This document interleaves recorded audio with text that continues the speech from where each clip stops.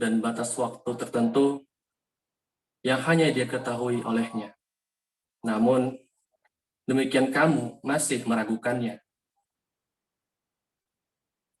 Dan dialah Allah yang disembah di langit ataupun di bumi. Dia mengetahui apa yang kamu rahasiakan dan apa yang kamu nyatakan, dan mengetahui pula apa yang kamu kerjakan. Dan setiap ayat dari ayat-ayat Tuhan yang sampai kepada mereka, yaitu orang kafir, semuanya selalu diingkarinya. Sungguh, mereka telah mendustakan kebenaran Al-Quran ketika sampai kepada mereka.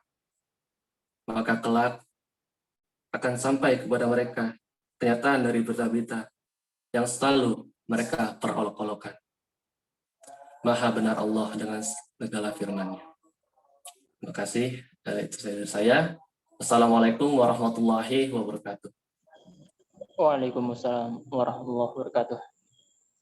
Jazakallah khair buat Bang Kunto. Ini ucapkan. Semoga kita sama-sama dapat ambil hikmahnya ya dari ayat tadi Al-An'am ayat 1-5. Dan semoga yang membaca maupun yang mendengarkan sama-sama ditambahkan, sama-sama mendapat pahala dari Allah Subhanahu wa taala. Amin. Ini rabbal alamin. Oke, kayaknya emang ini nih. Anda itu paling suka ketika di lembaga dakwah ya. Itu agenda itu selalu dibuka dengan tilawah. Selalu dibuka dengan basmalah. Yang itu tuh kayak mungkin di tempat lain tuh nggak dapat mungkin ya. Ada yang nggak dapat, mungkin ada yang juga yang dapat. Tapi aneh yakin sih dari situ adanya keberkahan itu dari situ juga dari diawali dengan basmalah, dengan tauhid basmalah, dan juga di tengah-tengahnya itu kayak diingatkan untuk selalu berzikir gitu. Kayaknya mulut itu kayak kosong kalau nggak zikir. Jadi yuk sama-sama ketika kita luang nih, mungkin di sini mengajak kawan-kawan semua sama-sama kita berzikir terus. Karena kalau konsepnya adalah, kalau aneh ya, lihatnya syiar dan kemuslimahan, wah ini harus jadi tombaknya LD nih, pasti semangat banget nih anak-anak ruyahnya nih, menjaga ruyahnya, sama-sama semangat banget nih, syurok divisinya kali ya, seperti itu. Oke, mungkin next ke agenda selanjutnya nih, mungkin bisa di next Kak slide-nya. Nah, seperti biasa, sebelum kita mulai agenda, ada rules-nya, ada peraturannya. Jadi ini peraturannya buat sama-sama buat kita menambahkan keberkahan dalam majelis ilmu ini. Pertama, yuk lurusin niat dulu. Nama a'malu binniyat. Ini mengingatkan buat diri Anda sendiri juga nih. Terus yang kedua, menjaga adab-adabnya. Nah, ini silakan nih, monggo banget yang bisa dinyalakan kameranya, monggo dinyalakan. Buat teman-teman yang ikhwan dinyalakan, buat teman-teman akhwat boleh pakai filter enggak ya? Filter masker. Dan juga dirubah nama format ini ya, format namanya menjadi divisi underscore nama kamu, jangan nama samaran. Terus yang keempat nih, tadi udah ya ternyata. Kelima, nanti jangan lupa mengisi presensi yang akan dibagikan oleh kakak panitia, insya Allah di kolom chat. Terus yang keenam, memberikan izin ketika ada keperluan apapun, misalkan keluar untuk ke kamar kecil ataupun adik saya menangis nih, saya harus menenangkan dulu. Nah, seperti itu ya. Dan satu lagi nih, ada khusus buat teman-teman semua nih, nanti di akhir akan ada sebuah penugasan kebaikan. Yoi, penugasan kebaikan itu berbentuk resume dari materi ini. Jadi ini nih, dari sekarang Ane bilangin buat teman-teman siapkan kertasnya, siapkan pulpennya, ataupun mau pakai notepad juga boleh. Karena sangat keren sekali sih materi malam hari ini. Jadi sayang kalau nggak dicatat. Nah, kalau nggak dicatat tuh ntar takutnya hilang ilmunya gitu. Kalau kata dosen PI kita ya. Oke, itu ya. Anda harap nih bisa sama-sama kita bareng-bareng nih mengikuti rules ini demi mendapatkan keberkahan di majelis ini. Oke, next Kak moderator. Saya moderator nih. Oke, alhamdulillah kita sampai nih. Mungkin kalau di poster teman-teman nanya, wah ini siapa sih moderatornya? Kira-kira siapa sih beliau? Mungkin di sini Ane mau kenalin sedikit dari beliau ya. nama beliau adalah Ahmad Syafi'i Ridwan. Beliau merupakan dahulu adalah ketua Salam UI, LDK-nya UI, itu Lembaga Dakwah Kampusnya UI, tahun 2019. Nah, ini bisa dibaca ya. Kawan-kawan, ini ada, Masya Allah banget sih ketika lihat experience-nya, ketika melihat edukasinya, beliau sangat super sekali ya, kalau bahasanya Mario Teguh, teknik elektro, dari Madrasah Aliyah Bangunan, dan ya gini, berapa biodata beliau. Dan salah satu yang dinotis adalah beliau merupakan CEO founder dan CEO dari Guidelight Indonesia. Mungkin apakah sudah hadir ya Bang ya? Bang Syafi'i sudah hadir Bang? Assalamualaikum. Waalaikumsalam warahmatullahi wabarakatuh. Alhamdulillah. Bagaimana kabar Bang? Alhamdulillah Sehat. sehat. Alhamdulillah. Posisi di mana Bang? Posisi? Masya Allah. Ini Bang, kayaknya kawan-kawan nih pengen nanya nih Bang. Kenapa yang dinotis di bagian CEO founder dan CEO Guidelight Indonesia? Sebenarnya ada apa sih Bang di situ Bang? Oh, ada apa ya? Ya, ya itu adalah salah satu ini ya, platform Al-Quran gitu ya, dakwah di bidang Al-Quran. Jadi memang platform ini tuh menjadi salah satu terobosan dari Inti Salam sebenarnya. Jadi kami yang merasa bahwa kepengurusannya sudah selesai gitu ya, dakwahnya juga sudah selesai gitu kan ya.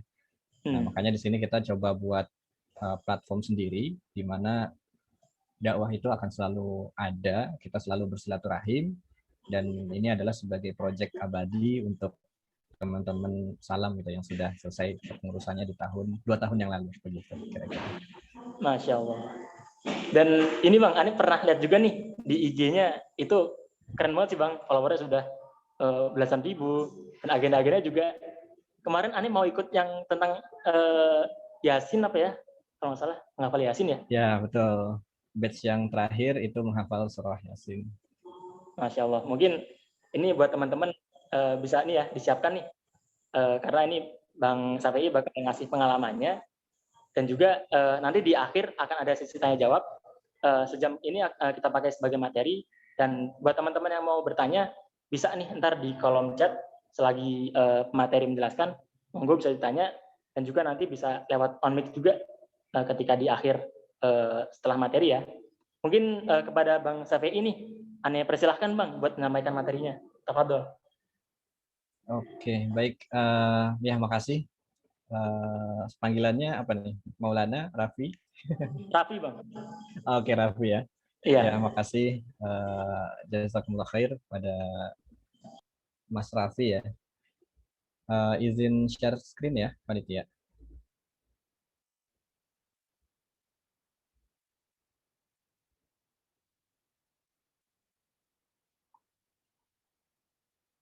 Udah masuk? Udah ya? Masuk Bang. Oke, bismillah. Assalamualaikum warahmatullahi wabarakatuh. Alhamdulillahirrabbilalamin. Wabihi nasta'in wa ala umurid dunya waddin. Salatu wassalamu ala asrafil anbiya wal mursalin. Sayyidina wa maulana Muhammadin wa ala alihi wa sahbihi ajma'in amma ba'd. Qala Allah Ta'ala fi kitabihil karim. A'udzu billahi minasyaitonir rajim. Bismillahirrahmanirrahim. Wa man ahsanu qawlan mimman da'a ila Allah wa 'amila shalihan wa qala innani minal muslimin. Wa qala Allah Ta'ala akhar. Wad'u ila sabili rabbika bil hikmah wal mau'izatil hasanah wajadilhum billati hiya ahsan, hingga akhir ayat.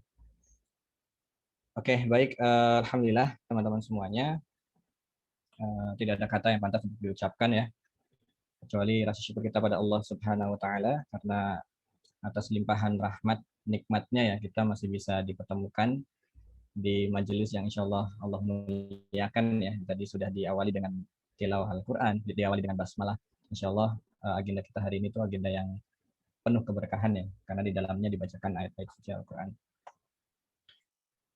Dan tentu sudah menjadi kewajiban kita juga untuk selalu bersyukur pada Allah atas nikmatnya, nikmat sehat gitu ya, alhamdulillah di tengah kondisi pandemi ya. Teman-teman juga masih bisa diberikan kesembuhan, masih bisa diberikan kesehatan oleh saat ini nikmat yang terbesar. Dan tentu nikmat-nikmat yang lain juga banyak banget yang nggak bisa kita hitung jumlahnya, dan kewajiban kita adalah selalu bersyukur, dan tidak ada yang salah dalam bersyukur pada Allah. La in syakartum la azidannakum wa la in kafartum inna azabi lasyadid.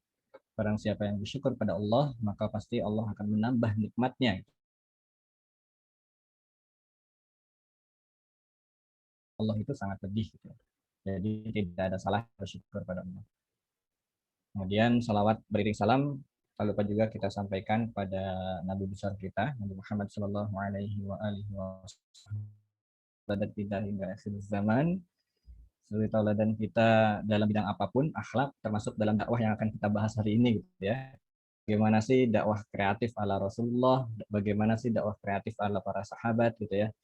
Atau mungkin kita bisa flashback melihat bagaimana hikmah dari perjalanan para nabi dan rasul gitu ya. Yang tentu setiap nabi dan rasul itu memiliki cara metode dakwah yang berbeda-beda gitu ya. Ya, kita semua bisa diakui beliau sebagai umatnya, dan semua kelak kita diizinkan oleh Allah untuk mendapatkan syafaat beliau di yaumil akhir nanti. Amin amin ya rabbal alamin. Oke, ya teman-teman semuanya, hari ini saya diminta ya untuk mengisi salah satu tema, yaitu tentang creative path towards recent dakwah gitu ya. Bagaimana sih sebenarnya jalan kreatif gitu ya, langkah kreatif atau cara-cara dakwahnya itu kayak gimana sih menghadapi tantangan dakwah yang semakin kekinian gitu ya. Apalagi misalnya sekarang kita berada di masa-masa pandemi gitu ya. Nah, sebenarnya kayak gimana sih gitu ya. Nah, kira-kira kita akan membahas seputar dakwah gitu ya, prinsip-prinsip dari dakwah itu sendiri, yang kemudian bagaimana juga caranya kita bisa memanajemen dari syiar gitu ya, manajemen syiar. Oke, ya perkenalkan tadi udah dikenalkan juga ya sama Mas Raffi ya tadi ya namanya, Mas Raffi ya. Betul Bang. Oke, ya perkenalkan kembali ya, saya Safei, Mas Safei Ridwan dari UI gitu ya. Salam kenal teman-teman semuanya. Senang banget bisa sharing-sharing di tengah teman-teman IPB nih gitu. Ya dulu saya juga aktif di lembaga dakwah fakultas dan juga lembaga dakwah kampus. Di fakultas saya waktu itu sempat berkontribusi di FUSI gitu ya, lembaga dakwah teknik, yang kemudian terakhir itu di LDK Salam gitu ya, di 2 tahun yang lalu, tahun 2019. Yang kemudian tahun-tahun berikutnya sampai dengan sekarang itu di Guidelight Indonesia insya Allah. Oke, mungkin disclaimer sedikit ya buat teman-teman semuanya bahwa di sini saya menyampaikan posisinya sebagai ini aja ya, sebagai apa ya, sharing-sharing gitu ya. Jadi saya bukan seorang ustadz gitu ya, yang kemudian akan mengutip banyak dalil dan mentafsirkan ayat per ayat per kata, mufradatnya, balaghahnya, tidak sama sekali gitu ya. Jadi di sini saya mencoba untuk men-sharingkan apa-apa knowledge yang saya pernah miliki gitu ya, semasa saya di FUSI ataupun semasa saya di Salam ataupun sekarang di Guidelight kayak gitu. Yang saya rasa ada baiknya juga gitu ya kalau misalnya ilmu-ilmu ini juga disampaikan begitu kepada teman-teman semuanya. Karena kan salah satu ilmu yang bermanfaat itu adalah bagaimana ilmu itu bisa diamalkan gitu ya, diamalkan dan disebarkan begitu. Dan tentu itu akan menambah ya, keberkahan itu kan sebenarnya kebaikan yang bertambah-tambah gitu ya. Nah, harapannya dengan sharing ini juga bisa menjadi salah satu wasilah juga gitu ya untuk menambah pahala kebaikan. Oke, jadi ada beberapa outline yang akan kita bahas hari ini. Yang pertama itu adalah 2 prinsip dan 2 tujuan. Terus yang kedua, kita akan sedikit flashback gitu ya, belajar dari kisah para nabi. Bagaimana sih sebenarnya para nabi itu bermain dengan dakwah ya, dalam tanda kutip ya, bermain. Kemudian yang ketiga, be kreatif dan setting your mindset, karena ini ada hanya juga dengan bagaimana kita bisa berpikir out of the box gitu ya, memunculkan ide-ide gitu ya di tengah kondisi yang kekendisian. Kemudian terakhir adalah manajemen syiar. Oke, kita berangkat dari yang dulu ya.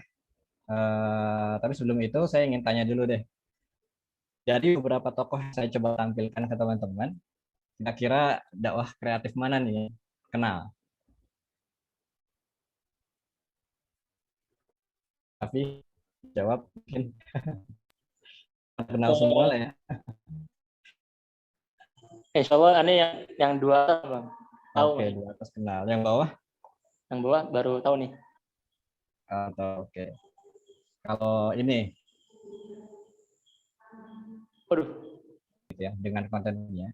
Karena beliau-beliau ini merupakan salah satu orang-orang yang bisa mengemas konten dari dakwah sebegitu renyahnya gitu ya. Sehingga orang-orang tidak ini ketika menerima konten-konten keislaman kayak gitu. Beliau-beliau ini bisa membahasakan bahasa-bahasa yang mungkin ya mungkin bagi kita sebagai dakwah itu wajar ya, maksudnya umum gitu kan ya, dengan lafadz bahasa Arab misalnya, dengan pengertian-pengertian yang sudah kita pahami karena kita mendalami ilmu agama, bisa mengemas itu sehingga sedemikian rupa itu bisa menyentuh objek-objek dakwah yang notabene-nya itu adalah antipati terhadap dakwah atau bahkan memusuhi dakwah gitu, merangkul mereka. Nah inilah yang saya kagumi gitu ya dari para beliau-beliau ini. Dan materi yang saya sampaikan juga kurang lebih sebenarnya banyak sekali terpengaruh dan terinspirasi dari beliau gitu ya, karena ketika saya di Salam UI itu sering berinteraksi dengan mereka, berdiskusi juga dengan mereka, sempat juga mengundang mereka di acara Salam untuk upgrading dan lain sebagainya macamnya, dan tentu insight-insightnya juga sangat powerful beberapa pengurusan sendiri gitu. Nah, mungkin ini bisa jadi sumber juga nih buat teman-teman yang ingin apa ya menjadi benchmark ataupun insight-insight dari konten-konten dakwah gitu. Apalagi sekarang kan masa pandemi ya. Otomatis semua beralih ke media online, Zoom, media sosial lah kayak gitu ya. Otomatis di sini juga perlu adanya upaya peningkatan nih dari kita bagaimana mengemas fokus gitu ya di ranah-ranah media sosial kayak gitu. Nah, ini bisa menjadi salah satu benchmark yang ikutin gitu ya. Gitu. Oke, kita masuk ke dua prinsip dan dua tujuan. Oke, kita mulai ya. Jadi gini teman-teman, sebelum saya membahas tentang materi lebih jauh tentang kreatif path gitu ya, tentang bagaimana kita menghadapi situasi tantangan dakwah saat ini, ada satu kerangka yang perlu kita tanamkan dalam hati kita, dalam pikiran kita, dalam otak kita. Ada mindset yang perlu untuk kita luruskan kembali gitu ya. Karena bagi saya pribadi gitu ya, pengalaman saya selama di dakwah kampus ataupun sekarang di Guidelight, dua prinsip dan dua tujuan itu pada akhirnya menjadi motivasi, bisa menjadi apa ya bahan bakar yang tidak, karena ini ya, karena pasti aja kita mendapati ketika menjalani organisasi itu pasti ada rasa di mana kita gitu ya, ngerasa capek, ngerasa jengkel mungkin sama teman gitu ya, teman seperjuangan ataupun yang lainnya. Biasanya ya kalau saya itu dengan mengingat dua prinsip dan dua tujuan ini bisa menjadi bahan bakar motivasi yang gitu ya. Apa itu gitu ya. Yang pertama kita bahas dari dua prinsip dulu ya. Oke, dua prinsip gitu ya. Jadi kalau misalnya kita berbicara tentang dakwah, berbicara tentang Islam, maka kita tuh sebagai seorang muslim, sebagai seorang dai itu harus memahami dua hal yang sangat penting gitu ya. Yang pertama, kita itu harus sadar betul bahwa kita itu membutuhkan pahala yang tidak hanya diusahakan oleh diri kita sendiri. Itu yang pertama. Kemudian yang kedua, juga harus sadar betul nih bahwa tidak ada pahala yang lebih besar gitu ya dibandingkan dengan pahala orang-orang yang berjuang di jalan Allah. Kenapa kok demikian gitu ya? Kalau misalnya teman-teman coba bayangkan gitu ya, coba bayangkan di layar teman-teman di layar monitor teman-teman nih dari ujung kiri sampai ujung kanan gitu ya. Ujung kiri ini adalah saat Islam itu muncul gitu ya, ketika Rasulullah Shallallahu Alaihi Wasallam diutus sebagai nabi. Kemudian ujung sebelah kanan itu adalah perjalanan waktu gitu ya sampai tahun ini. Nah di situ kalau misalnya kita berbicara tentang Islam, maka kita akan melewati berbagai macam sejarah gitu ya, sejarah masa lampau, baik itu kejayaan Islam, keruntuhan Islam dan lain sebagainya macamnya. Yang ujung-ujungnya kalau misalnya kita teruskan waktu ini ke kanan, itu ujung-ujungnya apa? Ujung-ujungnya adalah apa?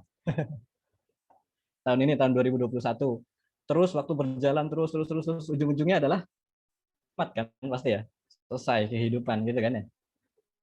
Nah sekarang bayangkan teman-teman bahwa sebelum kiamat itu ada gitu ya, sebelum kiamat itu terjadi, Allah itu sudah menjanjikan, Rasulnya juga sudah menjanjikan bahwa kelak suatu saat nanti itu Islam akan bangkit gitu kan ya, Islam akan berjaya kembali gitu ya.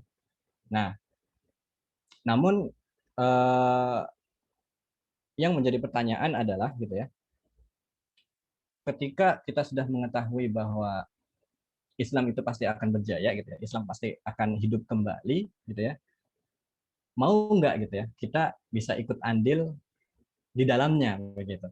Karena Islam akan jaya tanpa dan tiadanya ikhtiar dari kita, Islam itu pasti akan kembali berjaya tanpa dan tiadanya kontribusi dari kita, Islam itu akan tetap berjaya tanpa dan adanya ikhtiar dari kita gitu ya. Nah pertanyaannya adalah kalau misalnya Islam itu pasti akan terjadi, mau nggak kita kontribusi di dalamnya begitu ya.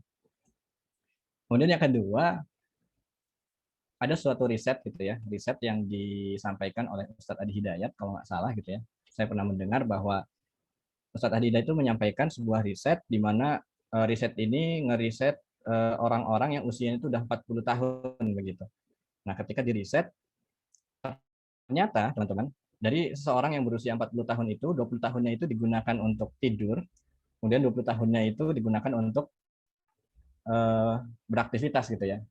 Ya tentu teman-teman coba dicek lagi gitu ya, ada atau enggak di setnya, tapi ini saya coba sampaikan, tapi ini cukup cukup logis gitu ya, cukup masuk akal gitu. 2 tahun digunakan untuk tidur dan 2 tahun digunakan untuk beraktivitas gitu ya. Yang kemudian pertanyaannya adalah dari 20 tahun digunakan untuk aktivitas ini, berapa banyak waktu yang digunakan untuk ibadah gitu ya. Tentu akan berkurang gitu ya. Mungkin boleh jadi suatu aktivitas kita niatkan untuk ibadah, aktivitas yang lain mungkin tidak begitu ya. Tapi ya mungkin teman-teman di sini pada soleh-solehan semua ya. Jadi semuanya aktivitasnya ibadah gitu. Amin. Nah, tapi kita coba bayangkan ini adalah manusia-manusia pada umumnya. Maka tentu akan berkurang lagi gitu ya. Dari 20 tahun mungkin kita ambil setengahnya, 10 tahun. 10 tahun digunakan untuk ibadah gitu ya, aktivitas yang bernilai ibadah, dan 10 tahun laginya itu tidak bernilai ibadah. Nah, sekarang yang menjadi pertanyaan adalah dari 10 tahun yang digunakan untuk ibadah, berapa tahun aktivitas yang digunakan untuk berapa tahun aktivitas ibadah yang dijalankan secara ikhlas? Karena ibadah yang diterima oleh Allah adalah ibadah yang dilakukan secara ikhlas. Tentu ini akan berkurang lagi gitu ya. Boleh jadi kita ada suatu momen kita sholat, kemudian kita merasa ingin dilihat orang gitu ya. Kita baca Al-Quran, kita ingin didengar oleh orang bahwa suara kita merdu gitu ya, membuat orang menangis dan sebagainya macam. Tentu akan berkurang lagi gitu ya. Taruhlah misalnya setengahnya dari 10 tahun, setengahnya misalnya 5 tahun digunakan aktivitas ibadah yang dilakukan secara ikhlas, 5 tahunnya mungkin itu adalah khilafnya kita gitu ya. Karena tidak ikhlas misalnya begitu. Ada faktor-faktor tertentu yang mengurangi keikhlasan. Nah, sekarang yang menjadi pertanyaan terakhir, dari 5 tahun yang digunakan ibadah secara ikhlas, berapa tahun ibadah yang secara ikhlas itu kita bawa sampai meninggal?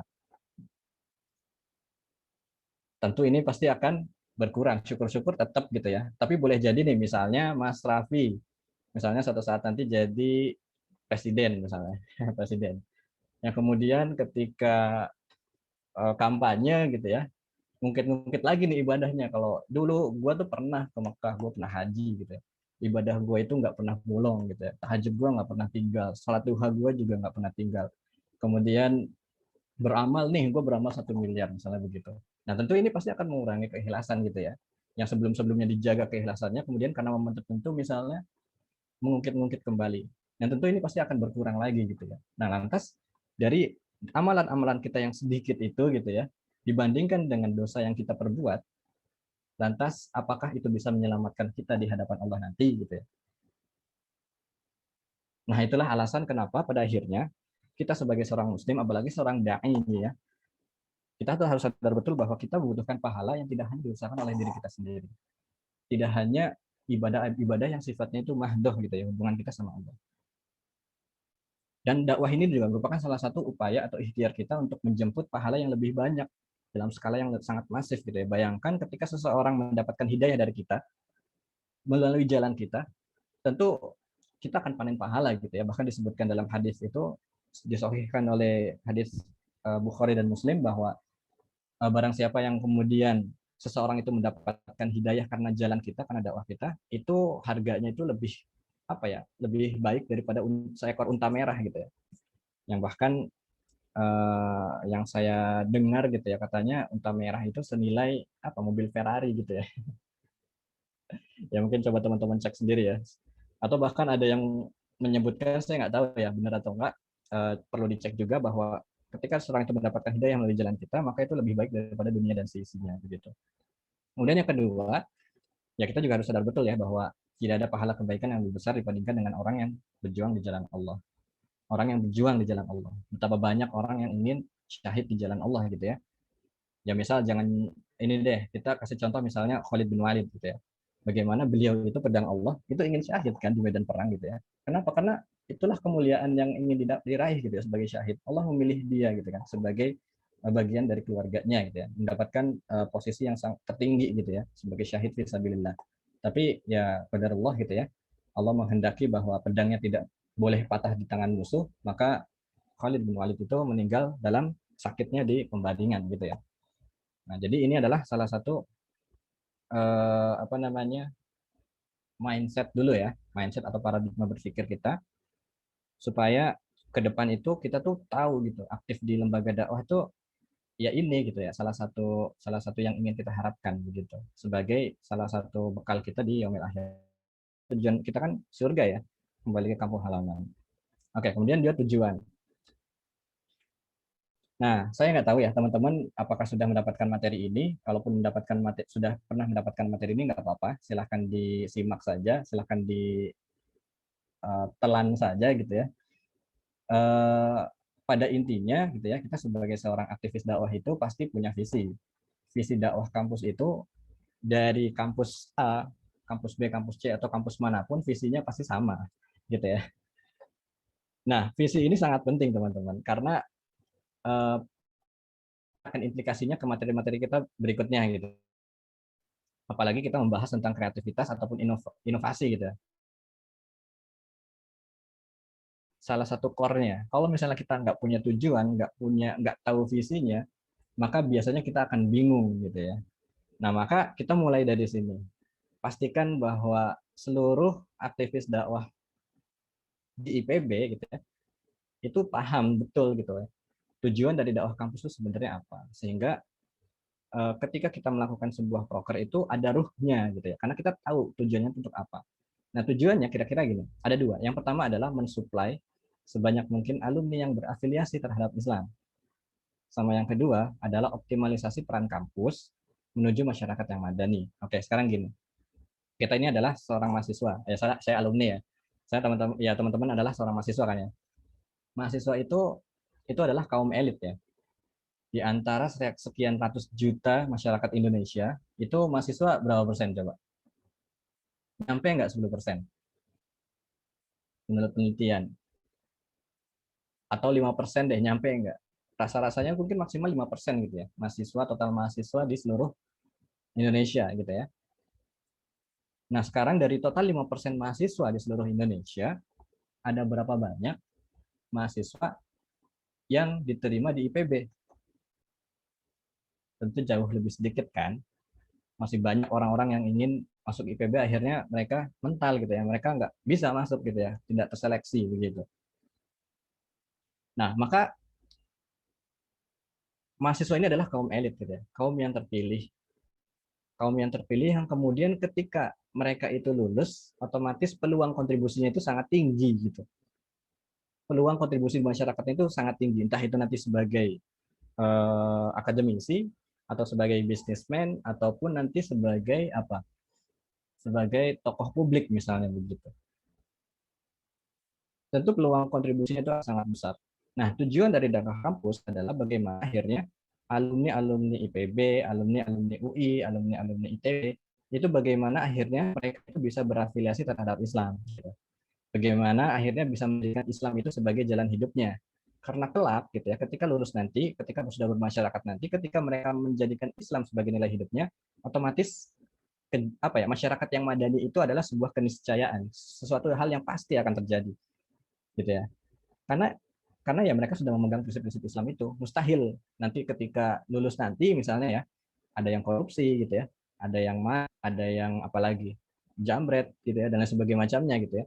Karena memang dia sudah menjadikan nilai-nilai Islam itu sebagai fondasinya begitu. Nah, jadi inilah tujuan dari dakwah kampus yang perlu untuk kita internalisasikan sama-sama gitu ya. Nah, kemudian muncul sebuah pertanyaan, Bang gitu ya. Ini kan mensuplai alumni yang berafiliasi terhadap Islam gitu ya. Afiliasi terhadap Islam itu maksudnya gimana sih gitu ya? Ya nggak sih, kadang ada yang iseng gitu ya. Ini afiliasi Islam itu maksudnya gimana sih gitu kan ya? Oke, sini saya gambarin ya. Bentuk afiliasi yang dimaksud adalah 3 hal. Yang pertama adalah menjadi soleh, kita menjadikan masyarakat kampus ini menjadi soleh gitu ya.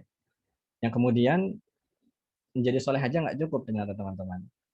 Yang kemudian kita coba upgrade menjadi seorang dai gitu, seperti teman-teman.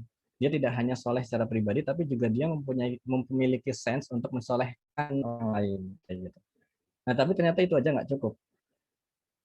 Nah, kemudian yang ketiga yaitu bagaimana akhirnya membentuk mereka menjadi para mujahid dakwah, orang-orang yang mewakafkan dirinya, waktunya, tenaganya, hartanya, bahkan jiwanya itu untuk kepentingan dakwah begitu.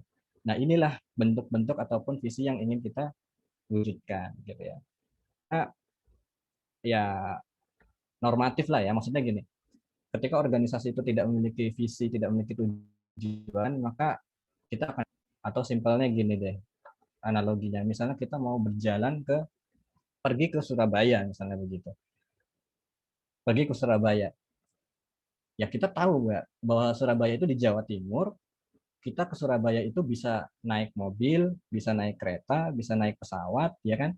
Bisa naik kapal laut tuh, bisa nggak sih naik kapal laut misalnya lewat pinggiran Jawa gitu kan ke Surabaya gitu. Intinya adalah naik apapun, pokoknya nyampe pun begitu. Nah, tapi sekarang bayangkan kalau misalnya untuk pergi ke arah timur gitu ya. Pergi ke arah timur. Mungkin kita mikir timurnya ini maksudnya kemana gitu ya, ke Surabaya kah gitu ya, apa ke Jakarta Timur atau ke mana, NTT apa ke Papua apa kemana gitu ya. Boro-boro kita memilih sarana transportasi, kita masih bingung menentukan ini tujuannya mau kemana gitu kan. Nah, begitulah adalah berdakwah gitu ya, ya kita kan berdakwah dalam satu wadah legal formal dan wajar, yaitu organisasi. Yang tentu organisasi ini juga harus memiliki visi yang jelas gitu ya. Dan organisasi ini kan sebenarnya kita tergabung dalam dakwah kampus, dan dakwah kampus itu sudah memiliki visi yang sangat jelas, dan harusnya setiap orang yang berada di dalamnya itu sudah clear gitu ya masalah ini. Sehingga nanti ketika kita sudah bikin proker, bikin apalagi ya, aktivitas, kegiatan-kegiatan, itu tuh nggak bingung gitu ya. Sebenarnya ini buat apaan sih gitu ya, kita bikin kayak gini gitu. Kok yang datang ini aja sih, lu lagi gitu ya. Atau misalnya gue bingung nih, ini harusnya lain gitu ya, gue nggak punya ide buat mengembangin proker ini gitu ya. Nah, itu biasanya itu karena nggak tahu tujuan gitu. Nah, begitu. Oke, jadi ini nangkep ya, jadi dua dua prinsip dan dua tujuan gitu ya. Oke, next. Oke, kita akan masuk ke flashback ke belakang dulu ya, tentang kisah para nabi dan rasul gitu ya. Jadi sebenarnya ini sangat penting untuk kita tentukan, untuk kita pelajari, untuk kita pahami bersama gitu ya. Karena dari sinilah akhirnya kita bisa melihat bagaimana sih dakwah itu berjalan gitu ya. Dakwah itu metodenya itu bagaimana sih kayak gitu ya. Mungkin kita kalau misalnya kita coba analisa gitu ya, berbicara tentang dakwah, tentu dakwah itu mulai dari Nabi Adam sampai Nabi Muhammad, bahkan sampai penerus-penerusnya gitu. Nah, gitu kan ya. Ya kan, berbicara tentang Islam itu startnya mulai dari Nabi Adam, karena Nabi Adam juga tentu Muslim gitu ya. Nabi Ibrahim juga Muslim, Nabi Isa juga Muslim, Nabi Muhammad juga Muslim gitu ya. Nah, maka satu hikmah yang saya dapatkan gitu ya dari kisah para nabi dan rasul itu adalah tentang mukjizat gitu ya. Setiap nabi dan rasul itu punya mukjizat masing-masing kan ya. Punya mukjizat dan ya punya mukjizatnya masing-masing begitu.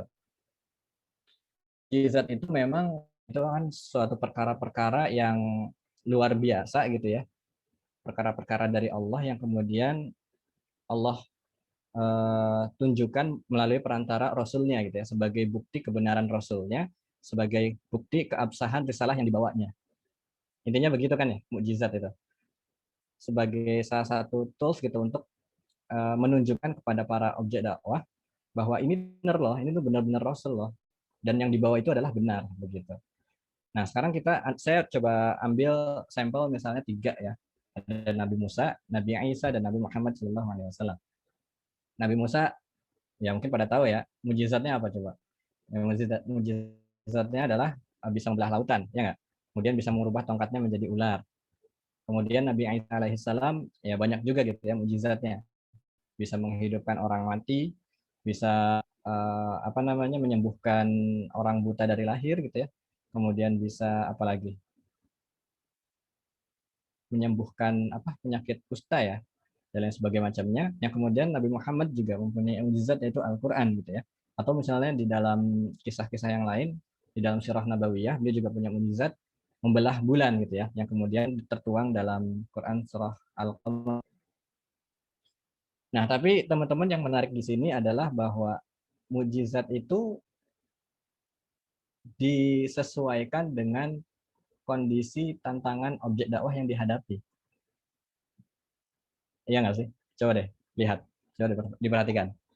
Nabi Musa itu memiliki mukjizat diantaranya adalah membelah lautan, kemudian mengubah tongkatnya menjadi ular. Mengapa begitu? Kenapa coba? Karena kondisi tantangan beliau, kondisi tantangan dakwah yang dihadapi beliau itu, Musa itu adalah sebagian besar orang yang ahli sihir, iya nggak sih? Ketika misalnya waktu itu Nabi Musa diperintahkan oleh Allah untuk mendakwahi Firaun gitu ya. Yang kemudian di situ adu sihir kan dengan para ahli sihir eh, suruhannya Firaun gitu kan ya. Yang kemudian mengubah tongkatnya menjadi ular begitu. Yang kemudian Nabi Isa coba mukjizatnya apa? Bisa menyembuhkan gitu ya. Kenapa kok begitu gitu ya? Tersebab tantangan dakwah yang dihadapi oleh Nabi Isa itu sebagian besar itu banyak orang yang menderita sakit yang kemudian belum ada yang bisa menyembuhkannya gitu. Sehingga kemudian Allah memberikan mujizat kepada Nabi Isa yang kemudian sebagai bukti kebenaran bahwa Nabi Isa ini adalah seorang nabi dan rasul yang kemudian membawa risalah yang benar gitu ya. Begitupun dengan Nabi Muhammad SAW. Beliau memiliki mukjizat Al-Qur'an yang memiliki uh, bahasa yang menawan luar biasa gitu ya. Kenapa kok mukjizatnya Al-Qur'an? Sebab tantangan dakwah yang dihadapi oleh Nabi Muhammad SAW itu adalah masyarakat Mekah gitu ya. Masyarakat Mekah yang kemudian sebagian besar atau banyak di antara mereka itu banyak yang pandai bersyair gitu ya. Bersyair gitu. Bahkan ada di antara mereka sampai membeli orang yang pandai bersyair, pandai bermain musik untuk menutupi keindahan bacaan Al-Qur'an dari Nabi Muhammad SAW. Bahkan yang tercengang itu bukan hanya manusia gitu ya. Jadi Al-Quran itu adalah suatu mujizat gitu ya, mujizat yang isinya itu Masya Allah gitu ya, dengan kandungan bahasa, tata bahasa gitu ya, yang membuat para syair-syair di sana itu tersentak begitu ya, terkagum-kagum, bahkan tidak hanya mereka saja yang kagum, bahkan jin juga kagum gitu ya, yang tertuang dalam Quran surah jin, ya nggak sih? Qul uhiya ilayya annahu istama'a nafarun minal jin faqalu inna sami'na qur'anan ajaba gitu ya. Bahwasanya telah diwahyukan kepadaku segolongan jin telah mendengarkan bacaan Al-Qur'an yang kemudian mereka berkata sesungguhnya aku telah mendengarkan bacaan-bacaan yang agung begitu. Bacaan-bacaan yang Masya Allah begitu. Jadi nggak hanya manusia tapi jin juga mengakui itu gitu. Nah, tapi apa sih pelajaran-pelajaran yang bisa kita ambil dari sini gitu ya? Bahwa setiap zaman itu punya tantangan dan dakwahnya masing-masing. Dan cara untuk menghadapinya juga beda-beda gitu. Nggak mungkin sama gitu ya. Nggak mungkin sama gitu ya, nggak mungkin sama gitu. Kita bisa melihat, kita bisa mengambil hikmah dari situ gitu ya. Bahwa dakwah ini itu ada sawabitnya, ada mutaghayyiratnya gitu ya. Sawabit itu adalah sesuatu yang sifatnya tetap, perkara-perkara yang sifatnya itu tetap gitu ya. Risalahnya tetap, pewarisnya tetap, message-nya tetap, ya kan? Jadi tujuan dakwah itu sama, tetap gitu dari Nabi Adam sampai Nabi terakhir Nabi Muhammad SAW, kemudian dilanjutkan oleh para pewarisnya gitu ya, para sahabat, kemudian tabiin, tabiin, sampai para ulama kita, sama gitu ya. Yang di bawah itu sama.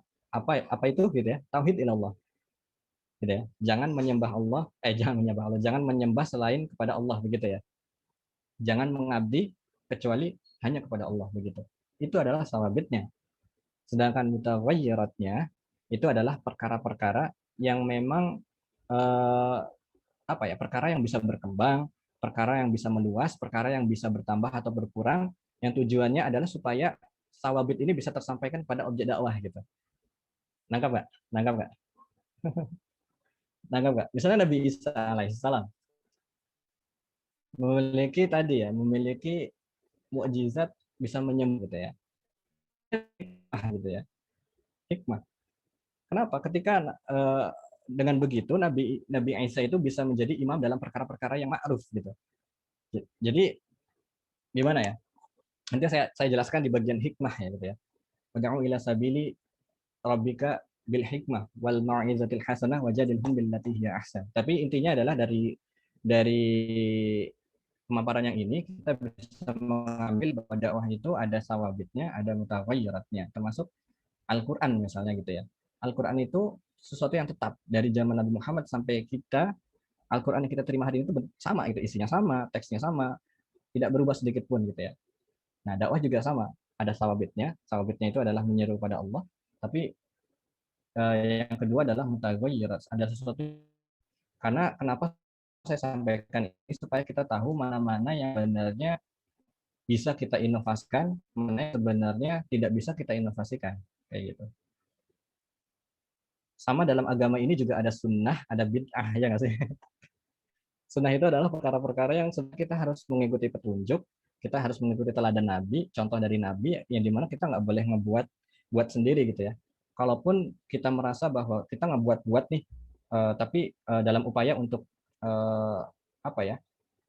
menambah keimanan misalnya, contohnya misalnya gini, misalnya sholat subuh gitu ya, sholat subuh, wah ini sholat subuh kok 2 rakaat ya, padahal saya bisa lebih daripada itu supaya lebih khusyuk gitu, supaya lebih dekat pada Allah gitu kan ya.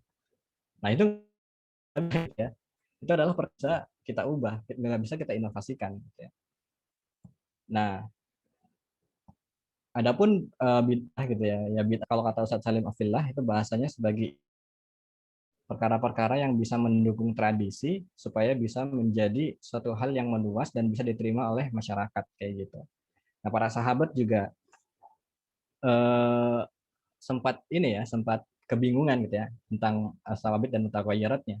Termasuk salah satu kisahnya adalah waktu itu usulan Umar bin Khattab untuk membukukan Al-Qur'an. Ingat nggak? Ada yang tahu nggak kisahnya? Di mana waktu itu ketika Umar mengusul ya, ketika waktu itu perang Yamamah, di mana banyak yang meninggal ahli qurra gitu ya, maha guru Al-Qur'an itu banyak yang meninggal di sana. Perang Yamamah melawan nabi palsu yaitu Musailimah Al-Kadzab gitu ya. Yang kemudian banyak ahli Quran yang syahid di sana gitu ya. Yang kemudian melihat kondisi ini Umar bin Khattab itu berusul kepada Khalifatul Rasulillah Abu Bakar As-Siddiq untuk membukukan Al-Qur'an gitu.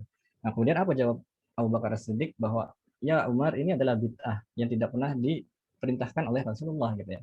Nah, kekhawatiran dari Abu Bakar ini adalah khawatir berinovasi pada perkara-perkara yang tidak boleh berinovasi gitu.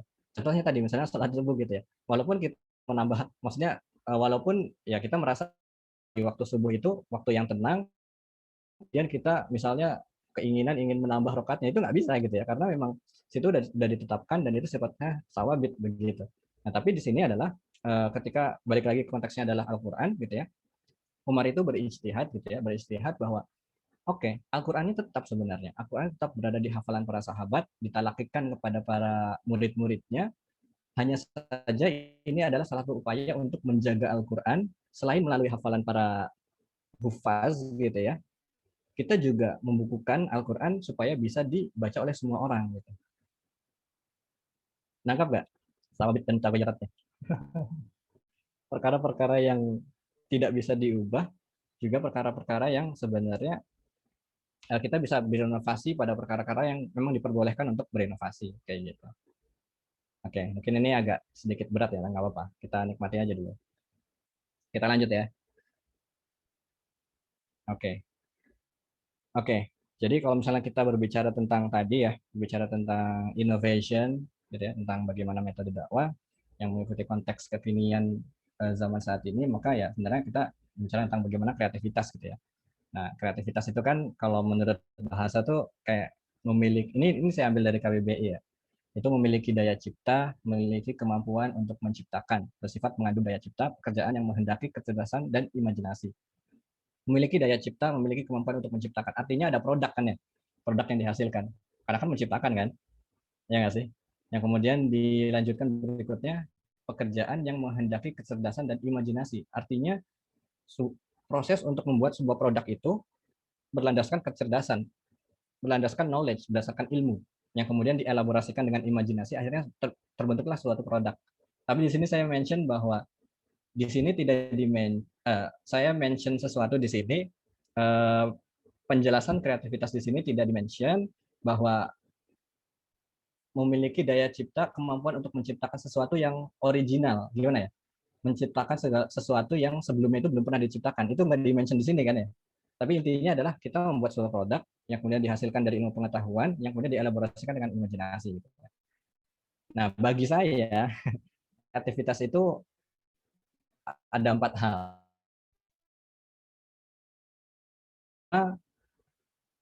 Kreativitas itu adalah bisa hadir karena paham tujuan. Sorry. Oke. Kreativitas itu bisa hadir karena kita paham tujuan, gitu ya. Sekarang saya pengen nanya deh, pernah nggak sih teman-teman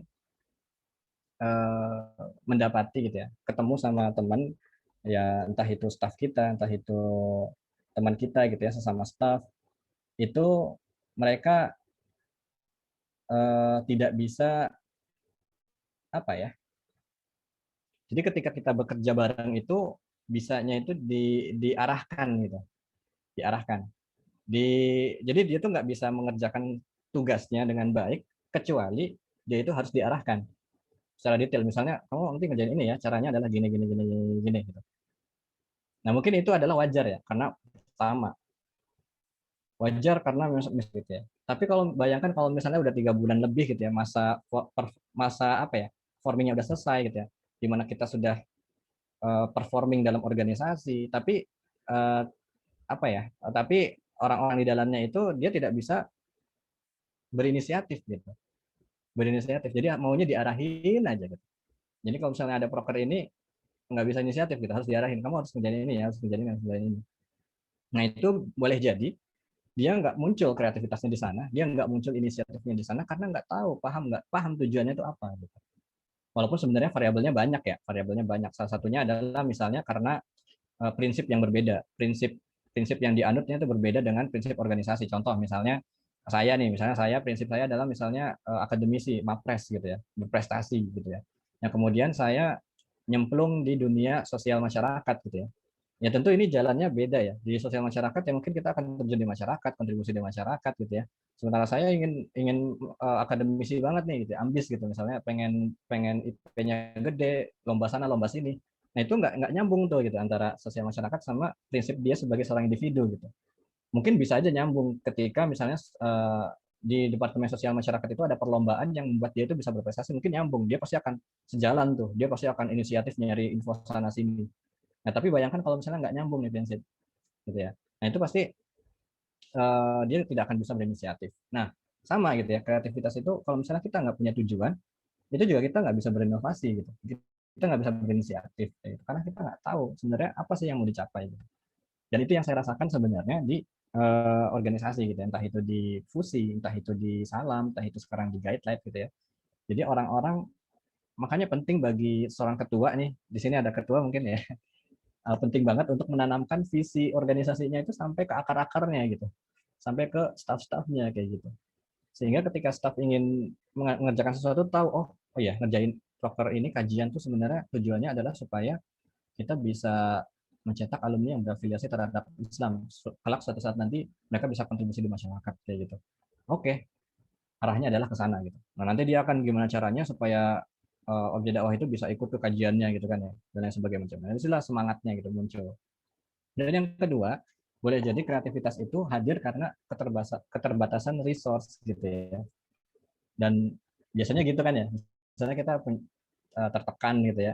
Nah, sebenarnya ini momentum ya. Sebenarnya saat ini itu adalah momentum pandemi gitu ya. Kita terbatas, kita nggak bisa kegiatan offline, semuanya online. Nah, sebenarnya secara nature kita seorang manusia biasa itu brainstorming lebih gitu ya untuk menghasilkan suatu produk dakwah yang bisa menarik objek dakwah gitu. Idealnya sih begitu gitu ya. Nah, tapi kita nggak kondisi di lapangan kayak gimana. Karena ketika satu pintu ditutup, biasanya kita akan mencari pintu-pintu yang lain kayak gitu. Contoh, misalnya saya di Salam UI gitu ya. Waktu itu ditutup salah satu pintu, misalnya pendataan mahasiswa baru. Di IPB saya nggak tahu ya, di IPB itu ada mekanisme pendataan mahasiswa baru atau enggak gitu, sebagai khusus untuk yang muslim kayak gitu. Nah, kalau di UI itu sempat tidak boleh tuh untuk data. Oh ya udah, kalau misalnya nggak boleh ngedata, ya kita bisa pakai cara-cara yang lain dong gitu ya. Untuk intinya tujuan utamanya adalah mendapatkan data mahasiswa baru gitu. Caranya gimana? Ya udah, yang penting dapat gitu. Nggak mesti pakai cara-cara lama gitu yang tidak bolehkan oleh pihak kampus gitu kan. Karena tahu tujuan utamanya adalah mendapatkan data gitu. Pasti akan muncul kreativitas-kreativitas yang tanpa batas itu gitu. Makanya penting bagi kita untuk menanamkan tadi tujuan dulu gitu. Nah, kemudian berikutnya yang ketiga adalah hadir karena kita memiliki knowledge, karena kita memiliki informasi, karena kita memiliki ilmu, karena kita memiliki kapasitas gitu ya. Nah, ini juga sangat penting ya, apalagi sebagai aktivis dakwah, literasi itu sangat penting. Jadi teman-teman juga harus menambah bacaannya, harus sering-sering jauhlah juga tuh ke senior-senior, ke ya tokoh-tokoh yang saya paparkan di depan, misalnya gitu ya, ada Al, dan boleh tuh jauhlahin aja karena banyak banget insight-insight yang bisa teman-teman dapatkan. Karena ya, misalnya teman tahu tujuannya, teman-teman kepepet nih, resource-nya nggak punya, tapi teman-teman nggak punya ilmunya, ya cuma juga teman-teman nggak bisa berkreativitas di sana kayak gitu.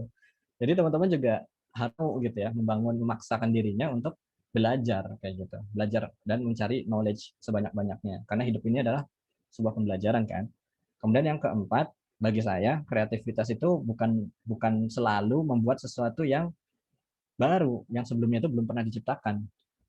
Kreativitas itu boleh jadi itu ATM gitu ya, amati, tiru, modifikasi begitu.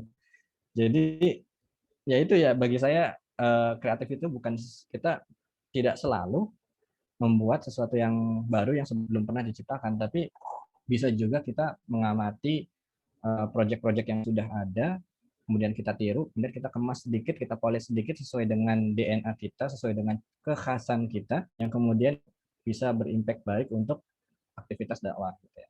Nah, di sini ada beberapa contoh sebenarnya, beberapa produk dari Salam UI ya, yang sebenarnya kita menggunakan metode ATM loh gitu ya.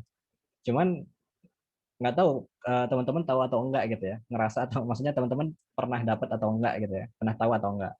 Nah, contohnya adalah 4 eh, waktu itu 4 produk lah ya, ibaratnya ya, produk produk apa namanya, propaganda kita di media sosial untuk menarik masyarakat objek-objek dakwah yang apa ya, yang apa ya namanya, istilahnya tuh ring ketiga gitu ya, orang-orang yang antipati terhadap dakwah. Artinya gini, ya misalnya dia nggak diajak, ya dia nggak bakalan ikut agenda kita. Nah, ini salah satunya. Nah, kalau misalnya teman-teman tahu dapurnya, ini tuh ATM sebenarnya. Amati, tiru, modifikasi. Contohnya yang pertama nih, yang persembahan PI Salam UI. Ini empat produk ini memiliki apa ya, impact yang cukup baik lah gitu ya, respon yang cukup baik dari para objek dakwah. Ini gitu ya. Ini kita ngambil salah satunya adalah amati tipifikasi dari konten YouTuber ya kalau nggak salah. Ya kalau nggak salah konten YouTuber. Pokoknya dia ada sesuatu yang lucu gitu. Oh, ini kayaknya bagus deh, tapi kita pelintir yuk supaya dapat value Islamnya gitu. Oke, kita buat jadi juga gitu ya. Kemudian ini sekolah kebangsaan. Atau misalnya yang ketiga nih, yang UKM, display UKM. Kalau teman-teman tahu, ini kan The Greatest Showman ya. Ada yang pernah nonton filmnya nggak? Nah ini kita pelintir jadi the greatest Muslim gitu. Bagaimana sih kita menjadi Muslim yang terbaik kayak gitu? Yang kemudian dipentaskan dalam sebuah drama yang kemudian ditampilkan di ribuan mahasiswa baru kayak gitu. Konsepnya adalah konsep ya The Greatest Showman gitu, film gitu kan. Kita nggak menciptakan sesuatu yang baru gitu. Ya kita melihat, tiru, kita modifikasi gitu.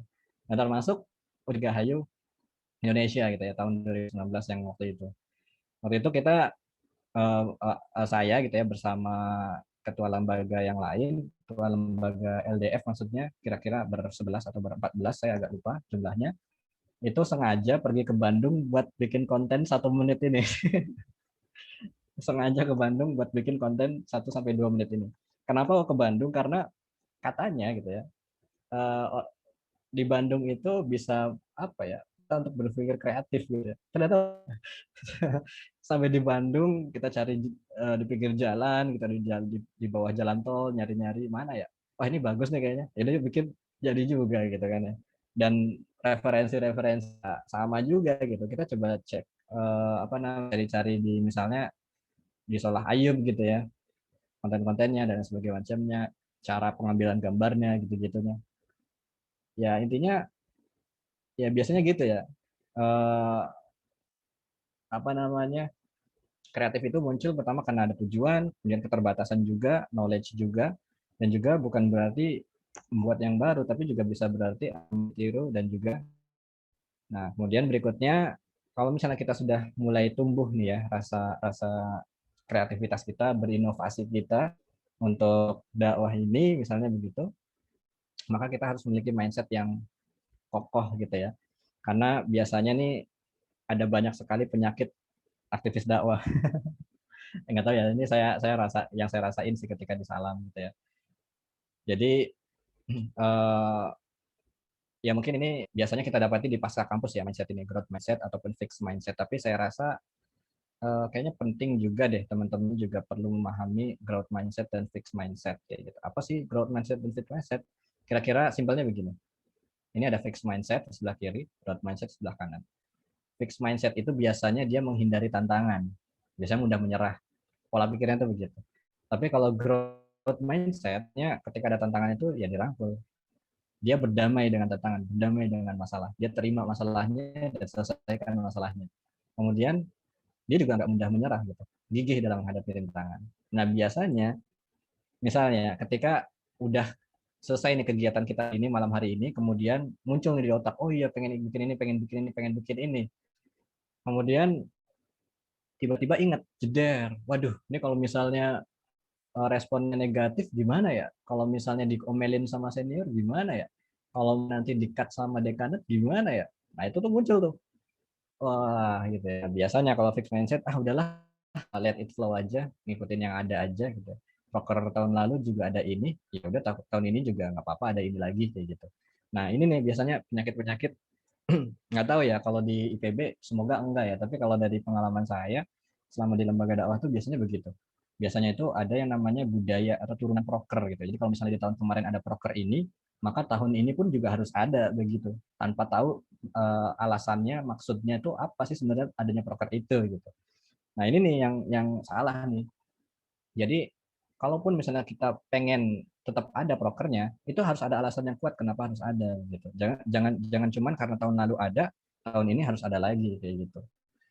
Nah, biasanya ketika kita punya mindset growth mindset ini kemudian kita mengubah gitu ya, mengubah cara bergerak dakwah kita gitu ya. Misalnya tadi ya proker yang tahun kemarin ada, kemudian tahun ini nggak ada gitu. Kita nggak adain, kita ubah dengan suatu bentuk yang lain.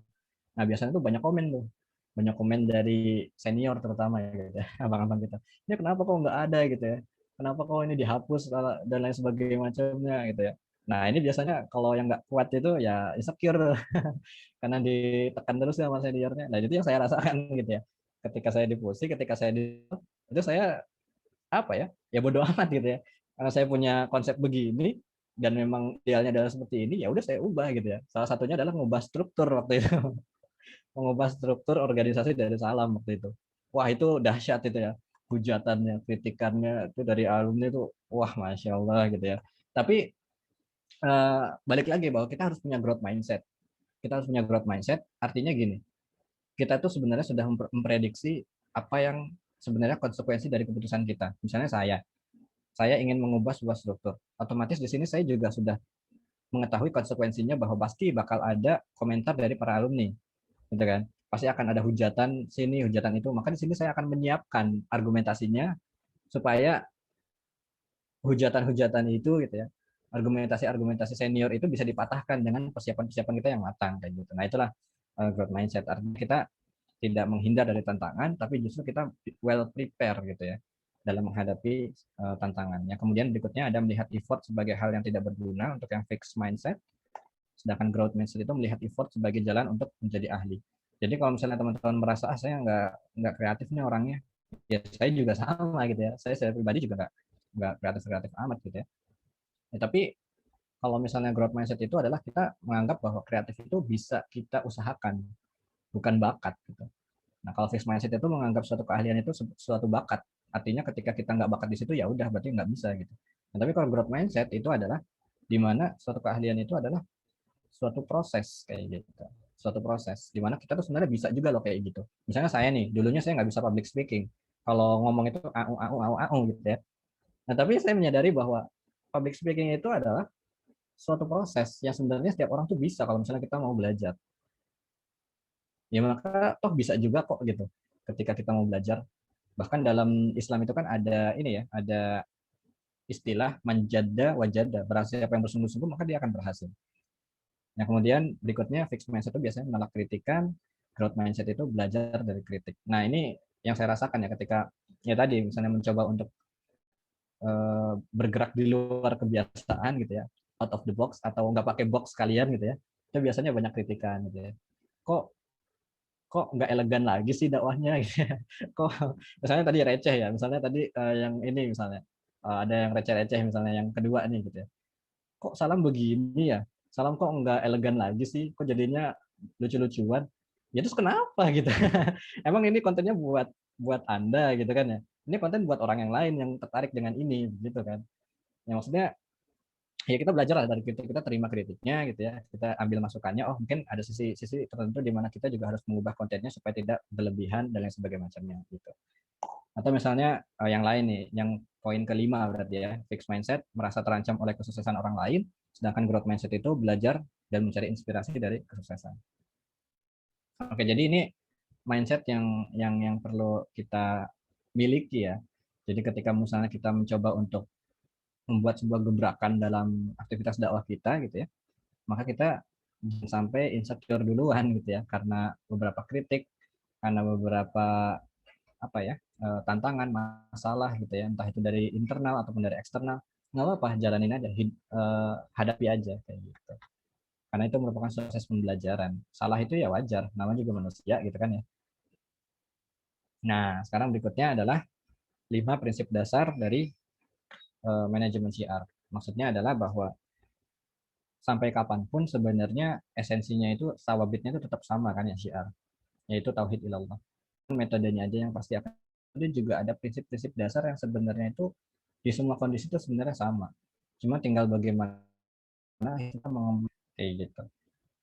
Nah, prinsip yang pertama, prinsip dasarnya adalah pahami betul ruang dan tipe objek dakwah kita. Nah, biasanya penyakit penyakit kita nggak tahu sih, mungkin teman-teman enggak ya, tapi kalau pengalaman saya gitu ya selama di FT, ya di FT sih terutama gitu ya, karena FT merupakan salah satu tempat pembelajaran pertama saya gitu ya. Biasanya kita itu bikin proker itu berdasarkan subjektivitas kita. Kita bikin proker, kayaknya butuh ini deh gitu. Kayaknya butuh ini deh. Nah, itu salah tuh. Karena boleh jadi menurut teman-teman itu butuh, tapi menurut objek dakwah kita tuh enggak gitu loh. Maka jangan heran ketika kegiatan kita tuh 4L. Lu lagi gitu. Karena emang kalian mikirnya adalah ini butuh, ya emang butuh buat teman-teman gitu, bukan butuh untuk objek dakwah. Maka yang pertama adalah pahami betul ruang dan tipe objek dakwah kita. Nah, jadi yang pertama itu adalah pahami uh, oke, 7 menit lagi ya. Wah, cepet banget ya. Ya, dan ntar saya coba cepat ya. Insya Allah sebentar lagi, Pak. Oke, jadi yang pertama adalah tentukan ruang bermainnya. Jadi ini saya kasih contoh misalnya UI ya. Teman-teman coba definisikan. Itu mau di fakultas kah? Ruang bermainnya di UI kah? Di Depok kah? Atau misalnya di IPB apakah di fakultas apa? Fakultas apa ya? Fakultas apa? MIPA ada kan ya MIPA ya? Ada Fakultas Bang. Fakultas MIPA atau misalnya di IPB-nya ataukah di Bogornya atau di Jabotabek kah atau di Indonesia. Nah, itu teman-teman tentukan gitu ya. Karena ruang itu nanti akan menentukan cara kita bergerak. Contoh nih, contoh. Contoh. Misalnya saya di UI, di F berbeda cara geraknya dengan di MIPA. Di F itu kita adem ayem, bukan adem ayem ya. Maksudnya gini, kita itu bisa merangkul semua background keislaman di sana. Mulai dari Muhammadiyah, Salafiyah, Tarbiyah, dan lain sebagainya macamnya. Itu kita bisa merangkul di sana. Ketika ada sholat Jumat di sana, penceramahnya itu kita ambil dari semua kalangan begitu ya. Dan di sana nggak ada satupun yang merasa terdiskreditkan atau merasa tidak dikasih panggung kayak gitu. Nah, kita bisa merangkul di sana. Tapi beda dengan di MIPA. Nah, ketika kondisi di FT, otomatis fokusan kita adalah ke dakwah, bukan ke saudara-saudara kita yang lain gitu ya. Karena kan kadang kan ya kita nggak tahu ya, maksudnya kadang ada aja gitu dengan saudara kita sebelah itu kita berbenturan gitu kan. Nah, ya otomatis kita fokusnya adalah bagaimana ya udah jeder gitu ke objek dakwah kita gitu, fokus ke mereka kayak gitu. Dan kita pun juga tidak terbebani dengan apa ya, tidak terbebani dengan apa ya, kebijakan-kebijakan fakultas yang berbelit gitu, tidak. Tapi beda dengan di MIPA misalnya. Di MIPA itu susah banget gitu di UI itu. Pembicara harus ACC dekanat misalnya gitu ya. Kemudian kegiatannya itu dipantau, difoto-foto, direkam dan lain sebagainya macamnya. Seenggak nyaman itu gitu untuk membuat sebuah aktivitas. Nah, tentu juga cara mainnya juga harus lebih cantik gitu di MIPA dibandingkan di teknik kayak gitu kan. Nah, ini juga teman-teman juga harus menentukan ruangnya itu di mana. Dan geopolitik di sana juga harus dilihat gitu ya. Maksudnya kondisi sosial masyarakatnya itu harus dipetakan juga gitu, kondisinya tuh kayak gimana sih. Nah, kemudian yang kedua adalah kategorisasi objek dakwah kita. Nah, Rasulullah SAW juga dalam berdakwah itu mengkategorisasi. Jadi dalam mengkader sahabat-sahabat Nabi itu juga ada kategorisasinya gitu. Mulai dari sahabat yang berjuang bersama Nabi gitu ya, berjuang fisabilillah, sampai ada sahabat yang hanya penikmat dakwah doang gitu. Itu ada gitu. Dan semua orang itu punya hak untuk diperhatikan. Nah, maka di sini kita harus mengkategorisasikan objek dakwah kita. Biasanya saya itu di kampus menggunakan istilah ring 1, ring 2, ring 3, ring 4. Nah, tapi di sini supaya lebih keren dikit ya, yaitu ada cold, warm, hot, sama boiled gitu ya. Jadi boiled itu adalah ring 1 gitu. Ya teman-teman semua lah gitu ya, orang-orang yang bergerak, orang-orang yang sadar bahwa dakwah ini tuh tidak hanya dinikmati oleh diri sendiri tapi juga harus dinikmati oleh orang lain gitu ya, sehingga kita tergerak. Itu ring 1. Kemudian hot itu ring kedua, itu orang-orang yang hanif gitu ya. Orang-orang yang sebenarnya nggak tergabung dengan kita, tapi dia itu menikmati aktivitas kita, ada aktivitas kita tuh dia pasti datang. Tapi dia belum mau jadi anggotanya, nggak mau bergerak bersama kita. Nah, kemudian ring yang ketiga itu warm, orang yang antipati terhadap dakwah. Jadi orang-orang yang sebenarnya ada atau nggak adanya kita itu sama aja bagi mereka. Mereka itu mau datang kalau misalnya kita sentuh hatinya, kalau misalnya kita bujuk, kita mau datang. Tapi kalau misalnya kita nggak ngapa-ngapain ya, dia nggak bakalan ikutan kayak gitu. Nah, kalau misalnya kita tanyain, kenal Ustadz Raffi nggak? Siapa Ustadz Raffi? Kayak gitu kan. Nah, biasanya mereka nggak tahu tuh gitu ya, karena nggak mengenal. Nah, kemudian berikutnya misalnya ada cold. Cold ini adalah orang-orang yang memusuhi dakwah. Kayak gitu, orang-orang yang memusuhi dakwah. Ya jelas lah ya orang yang memusuhi dakwah. Nah, tentu pendekatan dakwah kita ke boiled, ke cold itu beda gitu. Pendekatan cara dakwah kita ke orang-orang boiled sama ke cold itu pasti beda. Kalau ke boiled mungkin kita bisa menggunakan apa? Bisa menggunakan istilah-istilah Arab gitu ya. Misalnya kalau Allah Taala fi kitabil karim a'udzubillahi minasyaitonir rajim bismillahirrahmanirrahim dan seterusnya dan seterusnya. Tapi coba bayangkan kalau misalnya kita sampaikan kepada orang-orang cold gitu ya, orang-orang yang musuh dakwah. Boro-boro diterima, mungkin kita diusir gitu ya. Kalau misalnya kita kayak gitu. Nah, kemudian berikutnya adalah kita mungkin pernah mendengar ya istilah don't judge a book by its cover. Jangan menilai orang dari covernya gitu ya, dari penampilannya. Betul, itu adalah ungkapan yang betul bagi kita sebagai pelaku dakwah. Tapi bagi objek dakwah, mau nggak mau mereka itu judge a book by its cover. Itu mau nggak mau. Mau nggak mau kayak gitu. Contohnya apa? Contohnya misalnya kisah Nabi Muhammad SAW mengirimkan duta Islam Mus'ab bin Umair ke Madinah. Kenapa kok mengirimkan beliau gitu ya? Itu salah satunya adalah bagaimana bisa menarik para objek dakwah di Madinah di sana supaya tertarik dengan Islam, bahwa Islam itu adalah rapih, penuh dengan keindahan, sukses gitu ya, mempunyai harta benda dan sebagainya macamnya kayak gitu. Nah, jadi kita juga harus mengemas konten dakwah kita itu dengan sekreatif mungkin, sebagus mungkin. Nah, ada 5. Yang pertama adalah berdakwah dengan bahasa yang mudah dimengerti. Tadi disesuaikan dengan ring-ring dakwah, objek-objek, klasifikasi objek dakwah kita disesuaikan. Jangan sampai bahasa yang kita gunakan untuk para ring 1 itu disamakan untuk yang ring keempat gitu. Ibaratnya gini, profesor fisika menerangkan hukum-hukum fisika, tapi audiensnya itu adalah anak TK. Mana mungkin ngerti anak TK bisa bisa memahami rumus-rumus ajaibnya dosen profesor itu gitu kan. Nah, makanya profesor juga menjelaskannya dengan games gitu ya, dengan main-main dengan anak TK. Nah, begitulah gitu, berdakwah dengan bahasa kaumnya. Kemudian yang kedua adalah berdakwah dengan hikmah. Wad'u ila sabili rabbik gitu ya. Sabili rabbika bil hikmah wal mau'izatil hasanah wajadilhum billati hiya ahsan. Nah, di sini ada urutan dan tentu urutan ini menunjukkan klasifikasi gitu ya, prioritas. Nah, ini adalah berdakwah dengan hikmah. Hikmah itu kalau menurut Ibnu Qayyim Al-Jauziyah itu adalah sesuatu dari segi kebermanfaatan, keindahan dari sisi objek dakwah. Nangkap nggak? Jadi paradigma yang dipakai itu sudut pandang yang dipakai itu adalah objek dakwah. Kalau misalnya objek dakwah menilai bahwa ini ada manfaatnya, ini bagus, ini baik, ini indah, ya maka kita sudah berdakwah dengan hikmah. Contohnya gini, misalnya teman-teman ditugasin oleh siapa? Siapa di sini? Misalnya ditugaskan oleh Mas Raffi deh. Maaf ya Mas Raffi ya, disebut-sebut terus. Misalnya teman-teman di sini ditugasi oleh Mas Raffi untuk berdakwah di sebuah komunitas. Gitu ya. Kemudian salah satu tema yang dibawa teman-teman itu adalah sholat. Teman-teman tahu bahwa sholat itu penting, ya kan? Ya bagi kita sebagai seorang dai penting, betul. Tapi bagi objek dakwah kita belum tentu itu menjadi sesuatu yang penting gitu. Boleh jadi belum gitu. Boleh jadi yang penting bagi mereka itu adalah besok bisa makan nggak ya? Nangkap nggak? Nah maka hikmahnya di sana, hikmahnya adalah ya kita memenuhi kebutuhan mereka gitu. Kebutuhan mereka dulu baru kita kenalkan Islam. Begitulah cara yang dilakukan oleh Wali Songo, Maulana Malik Ibrahim ketika datang ke Indonesia. Pada saat itu terjadi peristiwa Paragreb gitu ya, di mana ini udah selesai ya kayaknya ya. Oke 1 menit ya, dikit lagi ya, dikit lagi. Jadi berdakwah dengan hikmah itu maksudnya adalah kita memberikan solusi atas permasalahan. Nah sekarang teman-teman bayangkan di IPB masalahnya apa? Kondisi pandemi.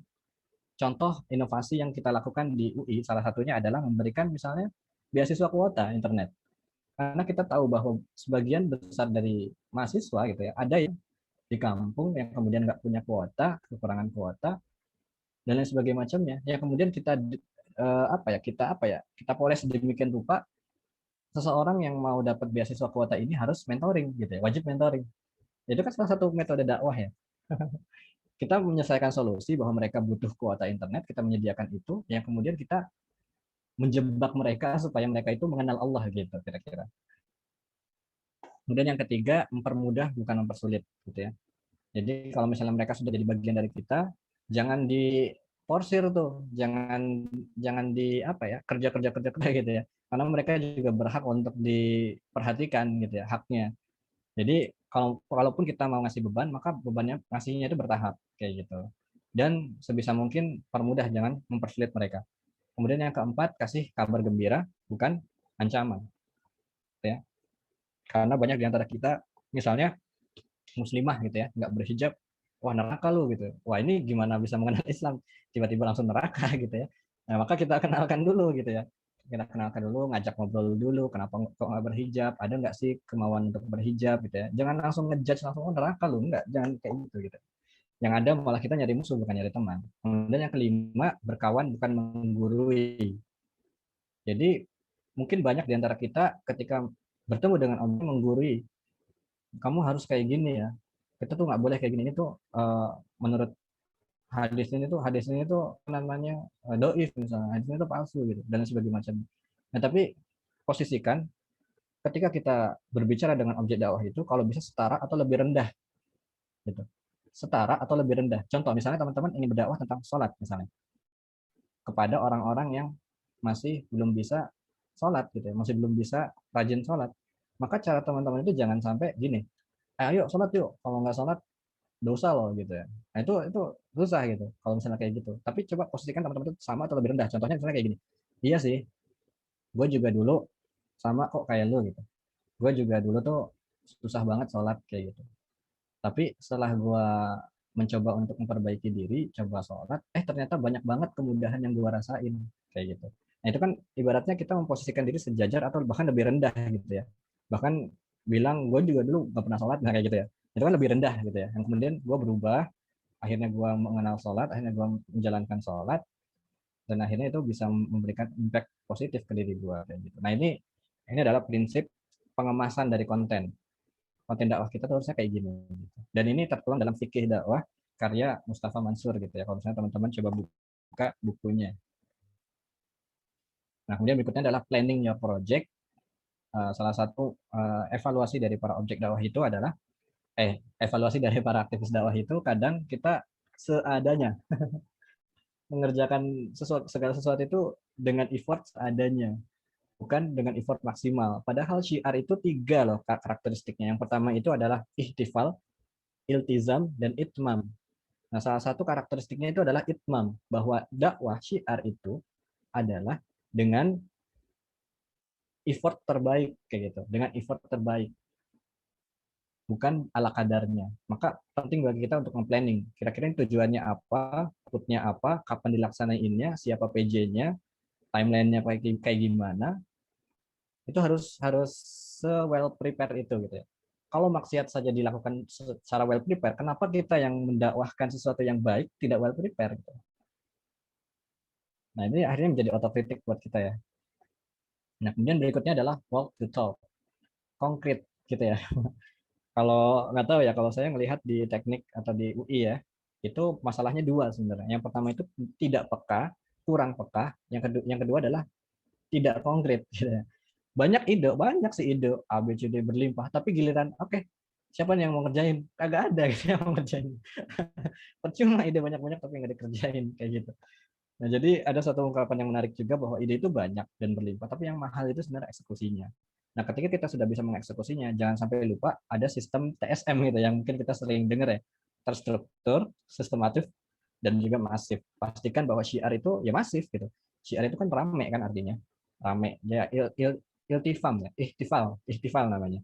Bahwa syiar itu adalah dijalankan dengan eh, apa ya namanya? Dengan ramai gitu ya. Apa ya namanya ya artinya? Ya gitu ya. Pokoknya dengan terbuka, meriah dan penuh antusias. Itu adalah ihtifal. Oke, yang kemudian berikutnya adalah bergerak secara agile gitu ya. Jadi troubleshooting jangan sampai kita apa ya merasa takut salah. Kalau misalnya punya ide jalankan aja gitu. Salah atau enggak, salah atau benar belakangan. Yang kita nanti kita ada evaluasi, kita perbaiki. Nah, itulah yang saya terapkan di guide saat ini gitu ya. Kita modelnya belum belum awalnya memang modelnya belum kelihatan gitu ya. Kemudian kita lakuin aja kalau misalnya nggak dieksekusi ini nggak bakal jalan-jalan gitu ya. Kemudian kita eksekusi, kemudian banyak masukan, evaluasi dan segala macamnya, kita mengubah diri kita pelan-pelan, pelan-pelan, pelan-pelan kayak gitu. Nah, saya rasa juga harusnya memang kita seperti itu ya. Kalau misalnya memang dirasa ini kurang bagus, oke kita evaluasi. Baiknya bagaimana? Evaluasinya gimana? Data itu juga penting gitu ya. Nah, yang kemudian berikutnya adalah bukan pastikan ya. Saran saya dibuat semacam ya bisnis modelnya ada setiap broker kayak gitu supaya jelas gitu ya. Ini adalah contoh bisnis model guided ya. Ini customer segmentnya siapa gitu ya. Kemudian key propositionnya apa, value yang ingin kita tawarkan kepada objek dakwah itu apa di sini ya, key proposition. Kemudian cara menghubungkan antara value kita, program kita dengan objek dakwah itu bagaimana caranya itu ada di channel. Kemudian bagaimana supaya objek dakwah kita itu tetap terikat dengan kita, mau bersama kita itu ada di customer relationship gitu ya. Yang kemudian berikutnya eh, pemasukannya dari mana itu ada dari revenue stream gitu ya. Kemudian berikutnya partner kita siapa aja nih dalam membuat sebuah project ini itu ada di sini gitu ya. Kemudian aktivitas kita tuh apa sih, kunci aktivitas kita tuh apa gitu ya. Adalah ini gitu kan. Kemudian resource-nya apa yang diperlukan gitu. Tools-nya apa, SDM-nya SDM apa aja yang diperlukan ada di sini gitu ya. Kemudian cost-nya berapa ada di sini. Ini jelas gitu ya. Mulai dari SDM-nya, tools-nya, cara menghubungkan antara kita dengan customer, cara supaya customer tetap engage dengan kita, kemudian apa namanya partner kita siapa aja, pengeluarannya berapa, pemasukannya dari mana, itu jelas. Itulah yang disebut sebagai well prepared. Jadi harapannya LD itu bisa next level ya dalam membuat sebuah project management. Jadi nggak hanya BEM aja misalnya gitu ya, yang profesional gitu ya. Nah, kita juga sebagai seorang lembaga dakwah, apalagi kita membahas seperti yang mulia juga harus profesional. Kira-kira begitu. Mungkin ini ya, mungkin udah lebih lewat banyak banget ya. Mohon maaf nanti ya, kurang lebihnya itu dari saya. Wallahu a'lam bishawab. Mohon maaf apabila ada banyak kekurangan. Assalamualaikum warahmatullahi wabarakatuh. Waalaikumsalam warahmatullahi wabarakatuh. Ini kalau bahasa anak sekarang Bang, ini daging Bang, daging banget asli. Masya Allah. Masya Allah. Tadi aneh ngetik nih ada kira-kira ada banyak banget nih poin-poinnya, dari yang pertama paham dua hal, dan histori tadi Nabi, ada mujizat, ada kreatif, hadir kira-kira 4 hal tadi, fixed mindset dan juga growth mindset, sampai akhirnya tadi agile metodologi. Ini sekarang kita masuk sesi tanya jawab ya Bang ya. Insya Allah ini bakal ada sekitar 15 menit. Dan sudah ada satu pertanyaan ini Bang, dari Indah Kemuslimahan. Nah, saya izin ini Bang, membacakan nih. Jadi gini Bang, di IPB itu cukup banyak lembaga dakwahnya, yang Masya Allah rajin banget buat kajian. Tapi masalahnya waktunya itu sering berbenturan, dan jadi kayak rebutan objek dakwah. Terus yang datang ke kajian itu dia lagi. Apalagi di pandemi seperti ini, objek dakwah itu semakin berkurang, karena terlalu banyak Zoom, jadinya malah overwhelmed sendiri. Nah, menurut Abang baiknya seperti apa Bang? Apa harus mengurangi kajiannya atau bagaimana? Jazakallah khair. Mungkin boleh dijawab Bang. Oke, ya terima kasih atas pertanyaannya, Masya Allah gitu ya. Oke, yang pertama permasalahannya adalah tumpang tindih lembaga ini ya, agenda lembaga dakwah antar fakultas atau bahkan di tingkat universitas itu sendiri gitu ya. Sebenarnya ini juga pernah dirasakan ketika saya waktu itu menjabat sebagai ketua LDF ya. Itu juga pernah begitu gitu ya. Apa namanya, membuat sebuah program yang kemudian waktunya sama gitu ya, agendanya sama, bahkan temanya sama gitu ya. Tinggal milih yang mana nih gitu kan. Temanya sama. Tapi ya balik lagi bahwa kita juga punya basis masa masing-masing kan. Maksudnya LDF fakultas tertentu ya otomatis mainnya adalah objek dakwahnya fakultas itu gitu kan. Fakultas ini juga objek dakwahnya ini. Yang pertama adalah pasti tentuin dulu objek dakwahnya dulu gitu siapa gitu kan. Karena kalau misalnya memang benturnya itu karena lembaga dakwah beda fakultas, ya sebenarnya itu bisa dibilang tidak berbenturan karena memang kita punya objek dakwah yang berbeda. Teknik ya objek dakwahnya anak-anak teknik dong. Farmasi ya juga objek dakwahnya adalah orang-orang farmasi, nggak mungkin objek dakwahnya dan teknik kan kayak gitu. Karena pasti pendekatan dakwahnya juga berbeda kayak gitu. Itu yang pertama. Salah satu yang apa ya mungkin eh, perlu untuk diperhatikan adalah bagaimana integrasi antara LDK dengan LDF kayak gitu. Integrasi LDF biasanya memang eh, pasti ada rapat-rapat koordinasi gitu ya antara LDK dengan LDF. Di mana LDK kan sebenarnya berperan sebagai koordinator dari LD kan, se-IPB gitu kan. Nah, otomatis memang idealnya gitu ya bagaimana Salam juga waktu itu kita punya eh, mekanisme koordinasi begitu. Jadi kegiatan-kegiatan LDF itu kita integrasikan. Jangan sampai ada misalnya tadi tema-tema yang sama gitu ya. Misalnya kita bagi nih, misalnya rumpun Teknovox gitu ya, teknik vokasi Fasilkom, itu membahas tentang apa. Kemudian rumpun kesehatan membahas tentang apa. Kemudian rumpun sosial humaniora membahas tentang apa. Sehingga punya keunikan sendiri dan objek dakwah itu bisa memilih mau ikut kajian yang mana kayak gitu. Sesuai dengan preferensinya masing-masing kayak gitu. Jadi memang perlu ada integrasi antara LDF dengan LDK kayak gitu. LDF se-IPB dengan LDK-nya sebagai koordinator kayak gitu. Nah, tapi bagi saya tadi ya bahwa ketika ini diadakan oleh LDF masih bukan rebutan objek dakwah ya, karena kita masing-masing juga punya objek dakwahnya sendiri kayak gitu kan. Gitu. Kemudian tadi permasalahan yang kedua adalah eh, masa pandemi gitu ya. Objek dakwahnya itu semakin berkurang karena terlalu banyak Zoom atau webinar, jadinya malah overwhelm gitu ya. Yang kemudian apa namanya orangnya itu lagi gitu ya dan segala macamnya. Oke, pertama orangnya itu lagi.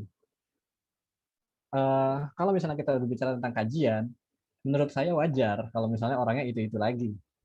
Kenapa kok wajar? Karena kajian itu objek dakwahnya itu adalah ring 1 dan ring 2. Objek dakwahnya itu adalah orang-orang seperti teman-teman atau orang-orang yang sebenarnya udah paham bahwa belajar Islam itu penting. Itu sebenarnya yang mau datang. Kalau teman-teman paksakan pada orang-orang yang memusuhi Islam, bakalan bisa.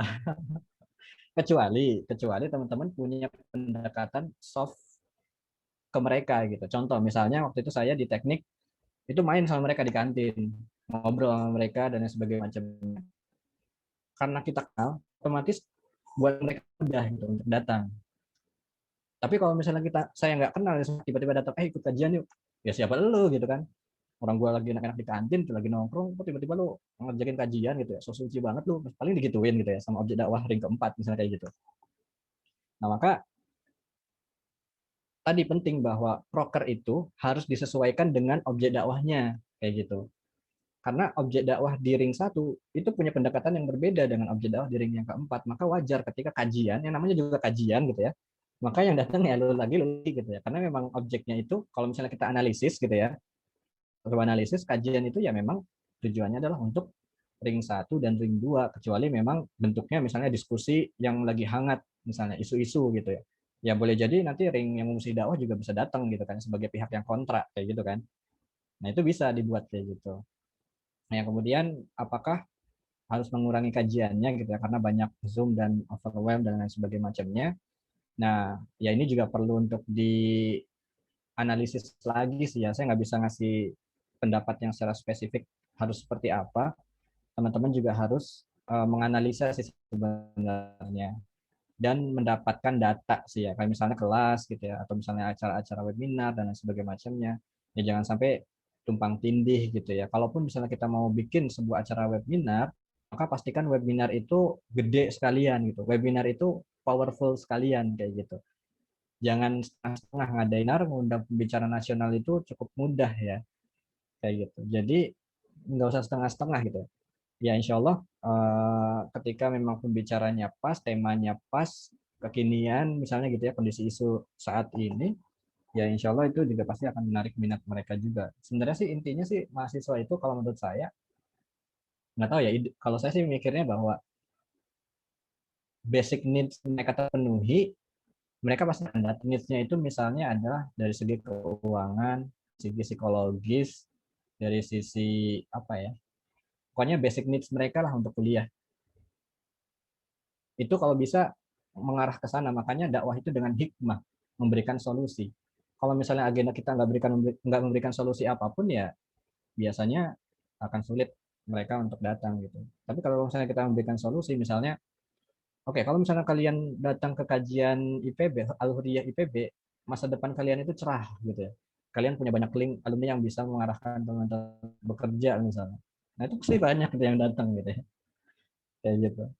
Karena memberikan sebuah solusi gitu. Permasalahan mahasiswa kan biasanya gitu ya, bingung apakah milih profesional, bisnis, atau akademisi gitu. Nah itu bisa mencerdaskan itu misalnya. Gitu. Wallahu a'lam bishawab ya. Mohon maaf kalau misalnya enggak menjawab. Masya Allah. Ya, jazakallah khair, Bang. Sebelumnya diingatkan ya buat kawan-kawan nih bisa diisi presensinya, ada tertera di kolom chat. Dan Masya Allah Bang, ada beberapa pertanyaan lagi nih. Mungkin untuk malam ini karena keterbatasan waktu ya, jadi Ane pilih yang sekiranya masih berkaitan nih. Boleh. Pertama dari ini Bang, Halimah dari Al-Huriyah Care. Bagaimana pandangan Abang ketika kita menyuruh orang lain mengerjakan sesuatu, padahal kita sendiri belum bisa? Dan satu lagi mungkin Bang, dari Aisyah, izin bertanya, menurut saya lembaga dakwah ini sedikit sekali peminatnya, karena banyak sekali nih Bang, tanya Bang. Menurut Abang, gimana caranya branding lembaga dakwah agar banyak peminatnya? Aduh, berat ya. Sekali nih Bang.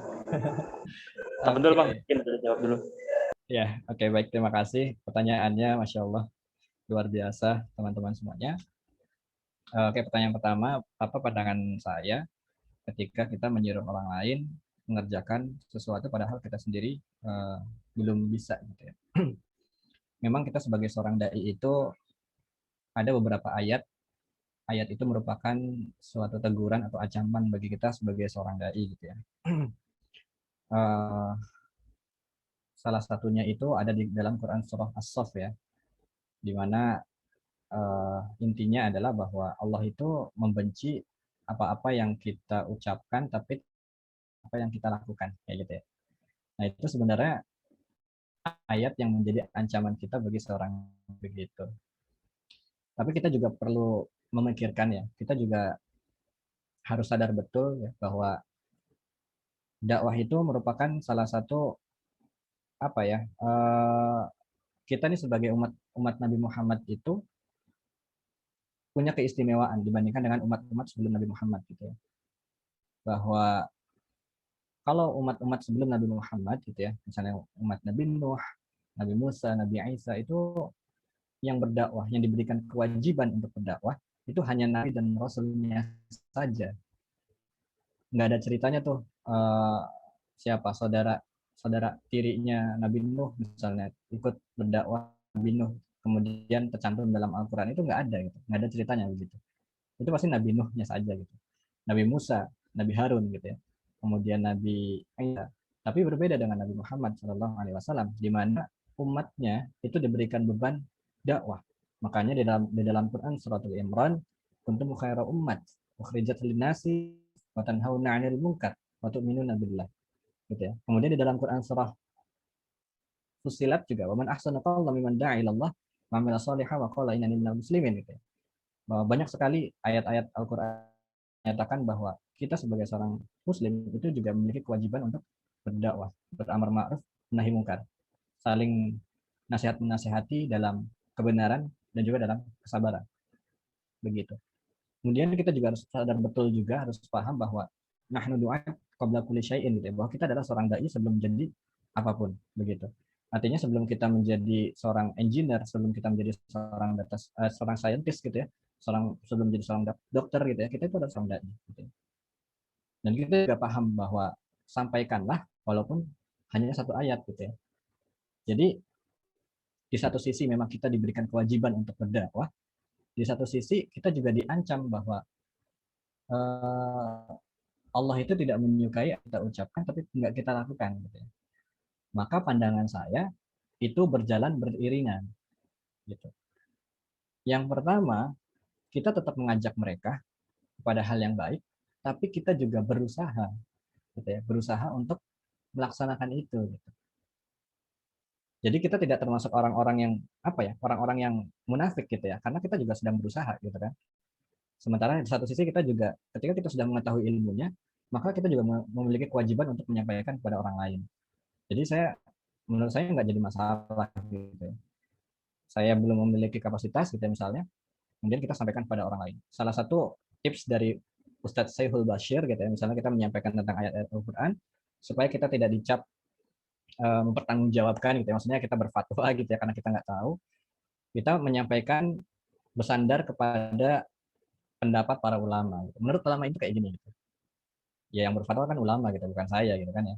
Jadi ya udah gitu. Maksudnya ya setidaknya itu adalah cara yang paling aman ketika kita memberikan sebuah knowledge kepada orang lain. Tapi intinya adalah kalau menurut saya ya berjalan beriringan. Karena kalau misalnya semua orang mindsetnya saya belum bisa, maka saya belum wajib berdakwah, maka siapa yang berdakwah? Nggak ada yang mau berdakwah kalau misalnya kayak mindsetnya kayak gitu semua, kayak gitu. Jadi itu berjalan beriringan. Terus yang kedua tadi apa, Mas Raffi? Ini Bang, Caranya perihal branding ya. ya, branding juga SDM nih Bang. SDM sedikit dan kurang maksimal kemampuannya. Seperti apa Bang? Oke, ya sebenarnya ini kalau misalnya kita bahas SDM, kita akan membahas satu tema sendiri ya, manajemen SDM. Dan itu pembahasan yang sangat panjang gitu ya. Yang sebelumnya juga saya sudah sempat sharingkan juga ya, dan memang sangat panjang gitu ya. Saya nggak bisa menjelaskan secara detail, tapi intinya manajemen SDM itu memang sangat penting di dalam sebuah lembaga dakwah terutama gitu ya. Ada banyak hal yang perlu diperhatikan, salah satunya adalah aspek self leadership gitu ya. Self leadership kayak gitu. Jadi memang setiap orang itu punya kapasitas leadership yang berbeda-beda gitu. Self leadership yang berbeda-beda. Ketika seseorang itu punya self leadership yang baik, otomatis eh, dia ini akan perform dalam amanahnya begitu. Dia nggak akan hilang-hilangan, dia pasti memiliki growth mindset gitu ya, dan seterusnya dan seterusnya. Nah, tapi ada cara bagaimana kita bisa memiliki self leadership yang baik gitu ya. Nah, itu juga ada prosesnya gitu ya. Jadi memang intinya ketika kita sudah membuat sebuah organisasi, kewajiban kita itu adalah coaching. Gini, kita idealnya lembaga dakwah itu idealnya kan gini ya. Orang yang berada di dalam lembaga dakwah itu idealnya adalah orang-orang yang siap berdakwah, ya nggak sih?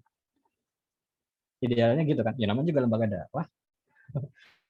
Tapi kenyataannya di lapangan, orang-orang yang masuk ke dalam lembaga dakwah itu adalah orang-orang yang mau belajar, bukan mau berdakwah.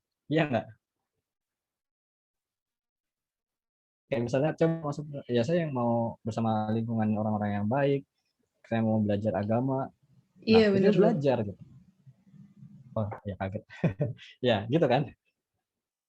Nah, jadi tugas kita, kewajiban kita itu adalah memenuhi hak mereka, memenuhi hak mereka. Jangan sampai terlampau memperkerjakan mereka sampai kita di luar batas kemanusiaan gitu ya. Punya kapasitas tapi kita menuntut mereka untuk gimana mungkin gitu ya. Maka tugas kita adalah sebelum sebelum makanya organisasi itu ada siklusnya, ada siklus forming, siklus performing dan seterusnya. Nah, siklus forming di 3 bulan pertama itu adalah siklus proses apa ya? Proses pembentukan organisasi, kesolidan organisasi itu di sana. Pelatihan, coaching gitu ya. Pelatihan leadership, pelatihan manajemen manajemen project, kemudian penguatan ukhuwah, visi dan segala macam itu harusnya di 3 bulan atau 4 bulan pertama itu selesai kayak gitu. Sehingga nanti dia siap untuk berjalan lebih jauh, melangkah lebih cepat kayak gitu. Nah, jadi kadang kitanya gitu yang kurang memperhatikan mereka, hak-hak mereka tidak dipenuhi oleh kita. Kemudian yang kedua, bagaimana membranding ya? Gimana ya? Gimana ya cara membranding lembaga dakwah? Intinya adalah saya agak bingung ya menjawab bagaimana agar banyak peminat. Kalau bagi saya ya, misalnya saya kasih contoh misalnya guideline. Itu saya mengambil metode dakwah bil hikmah gitu ya. Dakwah bil hikmah. Jadi yang saya maksud hikmah itu yang saya jelaskan tadi bahwa dakwah dengan memberikan solusi kayak gitu. Permasalahan yang saya dapatkan ketika sebelum saya mendirikan Guide itu banyak di antara kita yang membaca Al-Quran tapi kita nggak membaca artinya. Banyak di antara kita yang menghafal Al-Quran tapi nggak berpengaruh terhadap hidup kita. Atau misalnya kita menghafal Al-Quran tapi sering hilang-hilangan kayak gitu. Nah ini adalah permasalahan-permasalahan yang common gitu ya, yang biasa kita temukan, yang kemudian kita mencoba untuk mempelajari Al-Quran, ulumul Quran gitu ya, dengan ya mungkin kita insecure gitu ya dengan pelajaran-pelajaran yang cukup berat, tapi kita kemas gimana caranya supaya ini ringan dan mengatasi permasalahan-permasalahan dari tadi gitu ya, dari objek dakwah itu yang memiliki permasalahan tadi kayak gitu. Nah, brandingnya ya tadi solusi itu yang kita kita apa ya kita gembar-gemborkan gitu ya.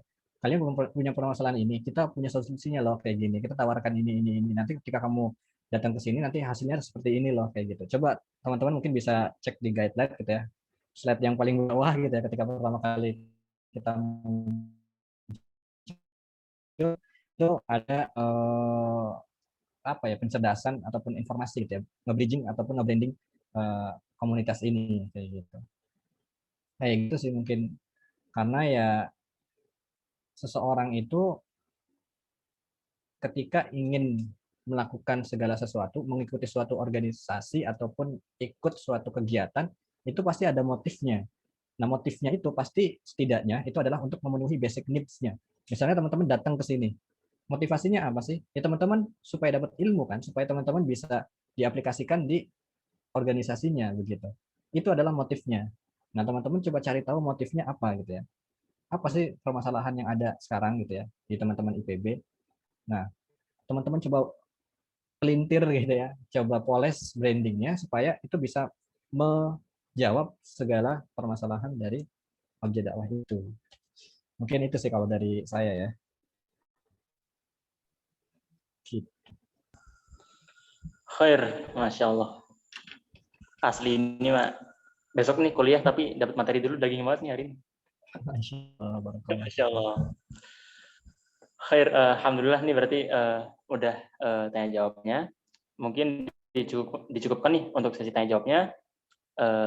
Jazakallah khair ya Bang Syafi'i. Mungkin terakhir Bang, 1-2 menit Bang, boleh closing statement dari Abang nih buat kawan-kawan LD IPB nih Bang. Tafadhol. Oke, ya teman-teman semuanya, ada satu kutipan yang cukup menarik ya, yang ingin saya coba sampaikan ke teman-teman. Ini kutipan yang cukup bagus gitu ya, ditulis oleh Bang Taufik Aulia, di mana tentu ini pasti akan oleh teman-teman ketika nanti sudah berjalan gitu ya, ketika nanti teman-teman sudah menjadi bagian dari LDK ataupun LDF, yang kemudian ada satu masa di mana teman-teman pasti akan merasa di satu titik ya, di satu titik berada di dalam posisi paling bawah misalnya begitu. Bang Taufik Aulia itu bilang begini, tetaplah berbuat baik gitu ya, meski tidak ada yang mengapresiasi kebaikanmu. Tentu ya, niat kita itu bukan untuk mencari pujian. Sendirian di jalan kebaikan itu bisa terasa begitu melelahkan. Bahkan di saat kita mencoba untuk konsisten pada kebaikan, tidak jarang gitu ya, ada saja orang yang melelahkan. Saat kita sudah berkorban banyak waktu, tenaga, perasaan untuk kebaikan yang kita lazimkan, alih-alih kita ingin mendapatkan dukungan, yang ada malah cibiran kayak gitu. Mungkin ada satu waktu ya dalam hidup ini di mana kita tuh merasa hampir tidak sanggup lagi menahan cobaan. Kemudian kita bergumam dalam hati kita, lantas apa gunanya kita setia pada kebaikan kalau harus berkorban perasaan? Tapi tunggu dulu teman-teman. Bahan bakar kita adalah iman. Dan kacamata kita adalah kacamata iman. Tujuan perjalanan kita itu bukanlah dunia yang hanya sesaat ini, tapi juga adalah kehidupan akhirat yang abadi. Ujian itu datang bukan untuk melemahkan, melainkan untuk membuktikan jujurnya keimanan. Mestinya semakin besar ujian, semakin kokoh pula keimanan. Sebab kita percaya bahwa Allah lah sebaik-baik pemberi balasan.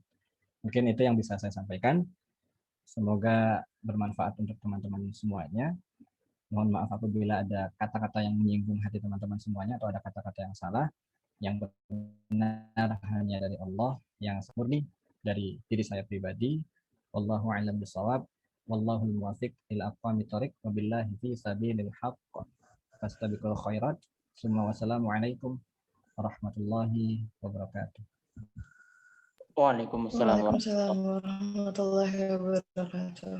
Takbir. Allahu Akbar. Khair. Jazakallah khair buat Bang Syafi'i Bang. Terakhiran banget Bang. Kita ada dokumentasi bareng-bareng nih. Mungkin buat kawan-kawan yang belum on cam bisa dinyalakan ya kameranya ya. Kita sama-sama ambil dokumentasi bareng pembicara kita Bang Syafii yang cocok nih Bang jadi Menteri Agama nih Bang. Menteri Agama Ya Allah. 2040 berapa ya? Masya Allah. Yuk Tapi presidennya lah ya, insya Allah. Masya Allah. Ini Oke, presiden. boleh dihidupkan semuanya kameranya. Kita akan dokumentasi dulu.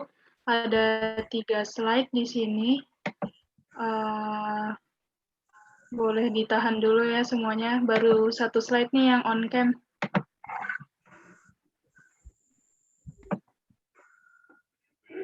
Yuk bisa yuk on cam yuk.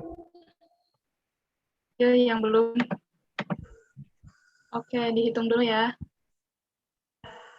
Slide 1. 1, 2, 3. Slide 2. 1, 2, 3. Slide 3. 1, 2, 3. Ya, sudah semua. Alhamdulillah. Jazakillah khair, Kak Filza. Oke deh, mungkin terakhir banget nih buat teman-teman bisa banget nih ya. Follow IG guidelike.id. Masya Asik. Allah. Insya Allah. Jazakallah khair. Anda suka banget ngeliat konten-kontennya Bang. Oh gitu. Alhamdulillah. Masya Allah.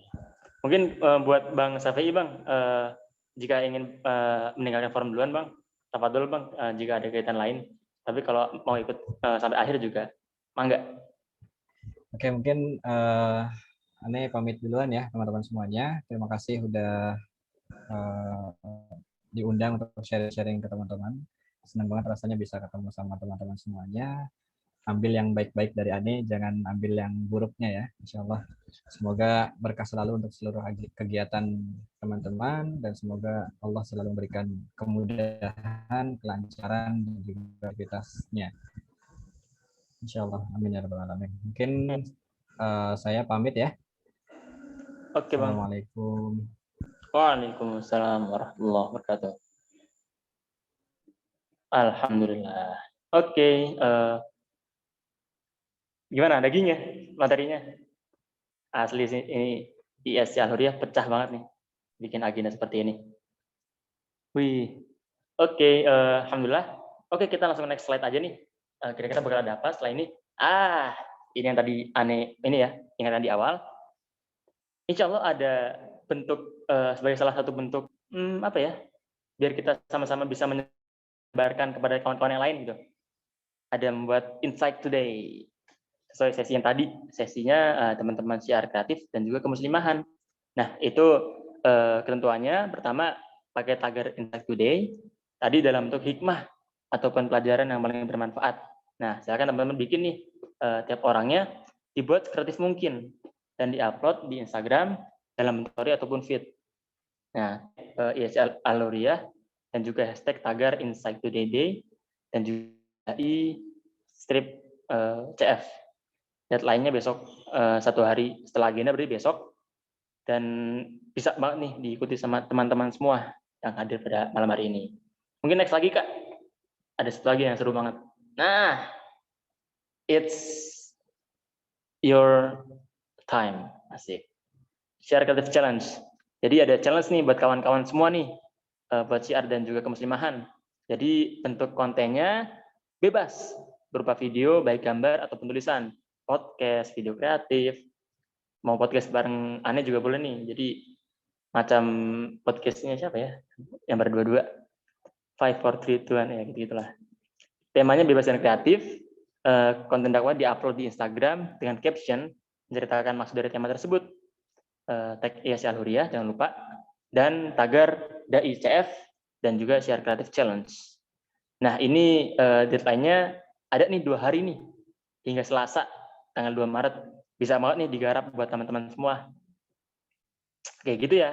Jangan lupa nih digarap nih kawan-kawan LD. Kita bukti ada teman-teman di luar LD. Bahwasanya seru banget LD ini. Sepertinya menarik. Nah, kayak gitu ya. Oke Kak, mungkin boleh next lagi nih. Dan ya ternyata ada pertemuan, maka juga ada. Afwan, boleh ingatkan sedikit. Ya. Jadi untuk yang pertama, yang insight itu teman-teman wajib ya membuat insight karena ini menjadi syarat juga agar bisa dapat sertifikat. Nah, untuk yang challenge itu pilihan, boleh buat, boleh tidak. Tapi lebih baik jika dijawab tantangannya. Oke, doang. Oke. Lagi. Terima kasih, Kak. Berarti yang tadi penugasan, hayu buat. Oke, alhamdulillah ya sudah di akhir agenda nih kita, dan tadi dibuka dengan yang baik-baik dan juga kita akhiri dengan baik-baik. Yuk, akan ada doa penutup dari Bang Kunto. Kepada Bang Kunto, Ani persilakan.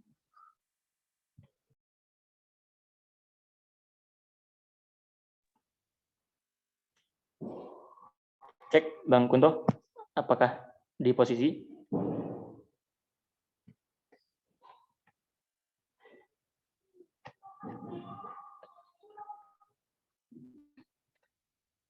Oh, sepertinya kelempar. Oke, kalau gitu coba Ani tutup ya dengan doa. Yuk sama-sama kita istighfar dulu. Astagfirullahaladzim, astagfirullahaladzim, astagfirullahaladzim. A'udzubillahi minasyaitonirrajim. Bismillahirrahmanirrahim. Alhamdulillahirabbil alamin, hamdan syakirin, hamdan na'imin, hamdan yuafi wa yukafi mazidah. Ya Rabbana lakal hamdu wa lakas syukru kama yanbaghi li jalalikal karim wa 'azimi sultanik. Qulillahumma malikal mulki tu'til mulka man tasya' wa tanzi'ul mulka mimman tasya' wa tu'izzu man tasya' wa tudhillu man tasya' bi yadikal khair innaka 'ala kulli syai'in qadir. Tulijul laila fin nahari wa tulijun nahara fil lail wa tukhrijul hayya minal mayyit wa tukhrijul mayyita minal hayy wa tarzuqu man tasya'u bighairi hisab. Allahumma innaka ta'lamu anna hadhil qulub qad istama'at ala mahabbatik wal taqat ala ta'atik wa tawahadat ala da'watik wa ta'ahadat ala nusrati syariatik fawathikillahumma rabitataha wa adimuddaha wa biha subulaha wamla'ha binurikal ladzi la yakhbu washrah suduraha biqaidil imani bik wa jamilit tawakkuli alaik wa ahyiha bima'rifatik ala syahadati fi sabilik innaka ni'mal maula wa ni'man nasir. Allahumma amin wa sallallahu ala sayyidina Muhammad wa ala alihi wa sahbihi wa salam. Alhamdulillahi rabbil alamin. Alhamdulillah. Dan kita sempurnakan yuk dengan doa kafaratul majelis. Subhanakallahumma wa bihamdik asyhadu an la ilaha illa anta astaghfiruka wa atubu ilaik. Yang belum presensi jangan lupa presensi. Besok jangan lupa kuliah. Dan Ane Raffi pamit undur diri. Assalamualaikum warahmatullahi wabarakatuh. Sampai jumpa di dai selanjutnya. Dah. Raffi. Ya, Kak. Silakan kepada teman-teman bisa meninggalkan forum. Istirahat kawan-kawan. Besok adalah hari Senin.